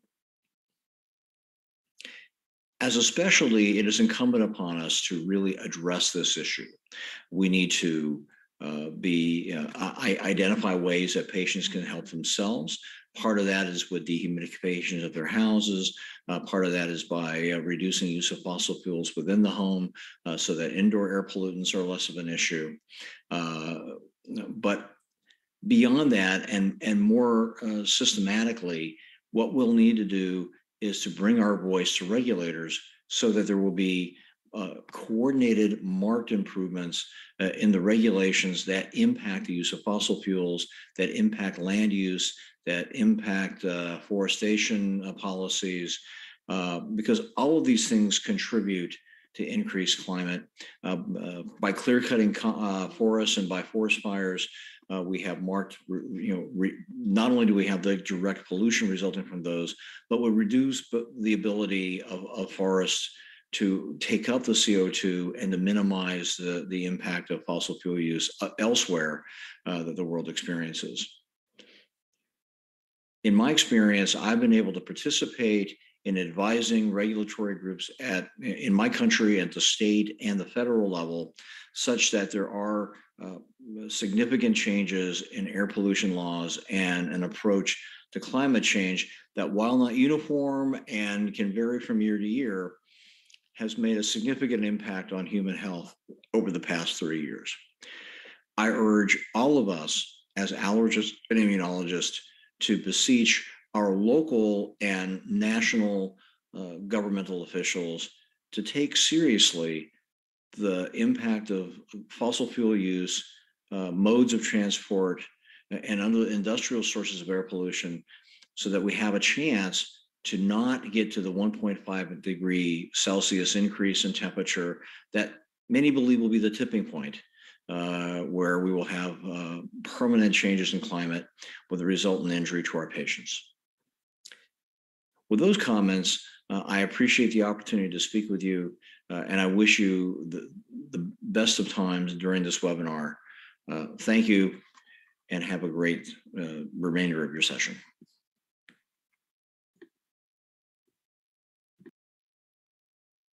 Hi, everybody, dear colleagues. I'm Isabella Annisi Maisano. I'm an epidemiologist in France, in Montpellier, where I'm deputy director of a unit, a lab. I was invited to provide a testimonial relating to the theme climate change is a global challenge, impact on allergic diseases, and I thank APAAACI for that.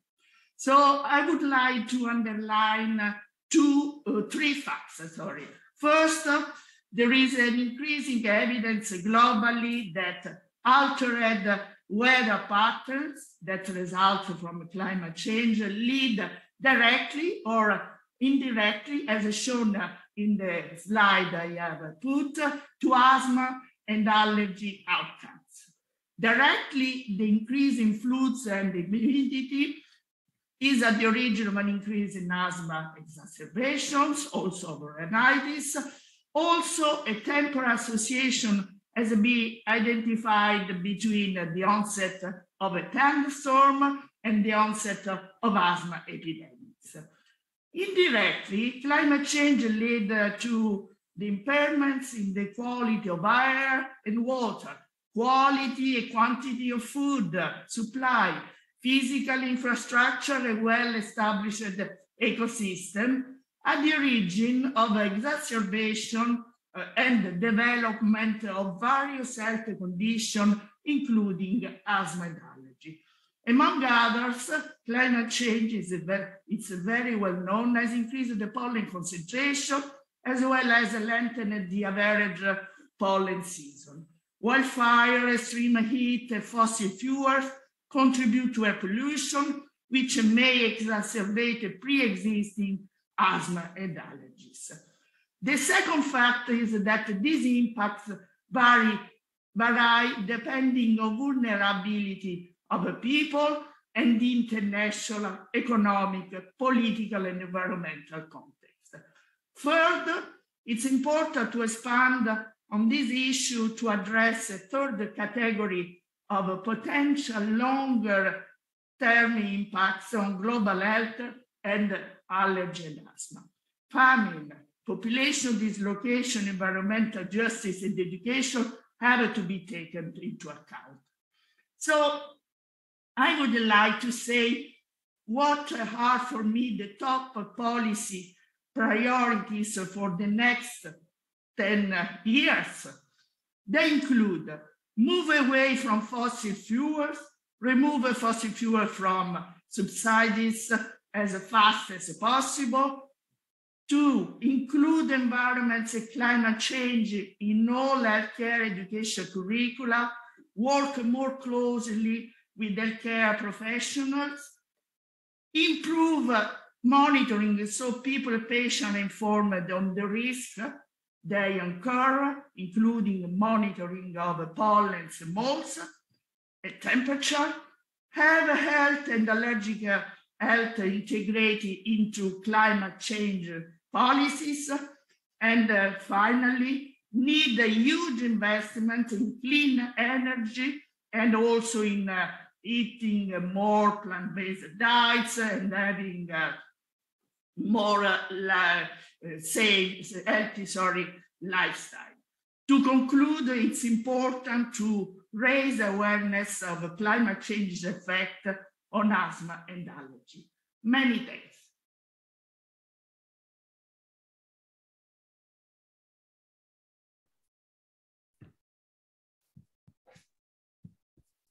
Thank you to our distinguished speakers, Ms. Shering, our UNEP Regional Director. Thank you, Ms. Shazia Rafi, the President of Air Quality Asia.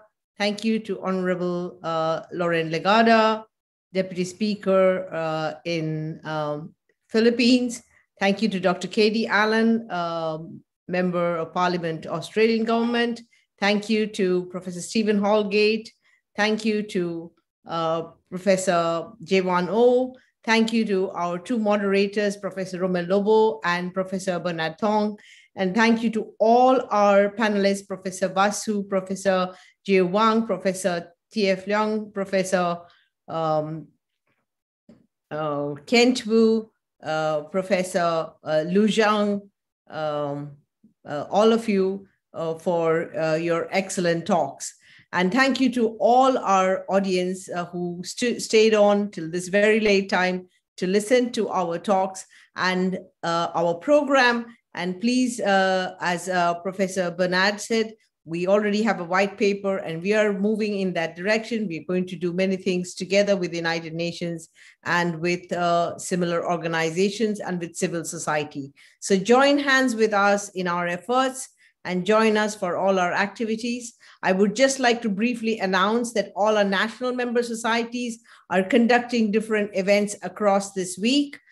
We have an event coming up in India the Indian College, Professor Chandramani and Professor Shruksha are organizing it in the hospital there, and there are other events happening. And then there is an event happening in Malaysia, an educational event happening on the 20th at the noontime at 12:30, and then a seminar, a webinar with speakers like this, about 4 speakers, that'll happen at 7 p.m. Malaysian time on the 20th. The Mongolian Society will be having their event on the 21st on Saturday. And similarly, the different countries, national member societies, will be having different events together to highlight this very important issue that we have to work collectively. We are stronger collectively, and we will work collectively and collegially. So thank you very much for all your support, to all our national member societies, to all our colleagues from around the world, for being here and for supporting us and for being part of the APAAACI family.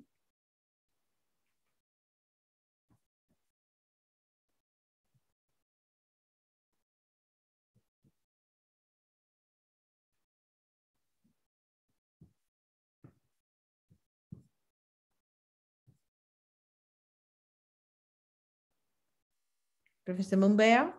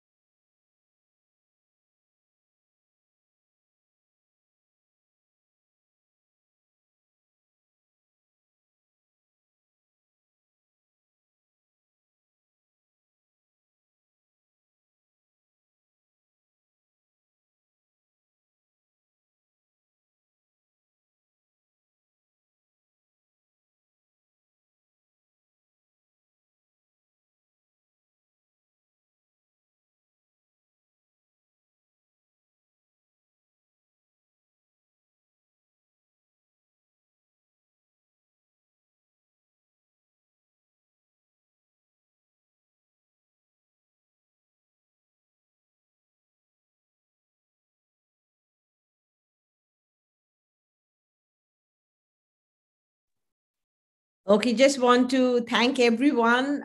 Thank you, Shashaji, especially for you very early in the morning for being here and for also helping us with this program. Thank you very much. And many of them are my board members here, so you're meeting all of them here. And we look forward to working closely with you in the future too. And thank you, Ken. Thank you, Zhao. Thank you, TF. Thank you, Mumbaya. Thank you, Zhang. Thank you, Vasu. Thank you, Professor Lobo. Thank you, Jewanu and Bernard. And thanks to all the staff that I didn't mention publicly, but thanks to all the staff for all the hard work they did behind the scenes, especially Kavita and Shiranga, and of course, Ritik and the marketing team also. And thank you very much. So let's continue to do the APAACI Allergy Week in our own countries, and let's celebrate, okay, and take things forward. Bye-bye.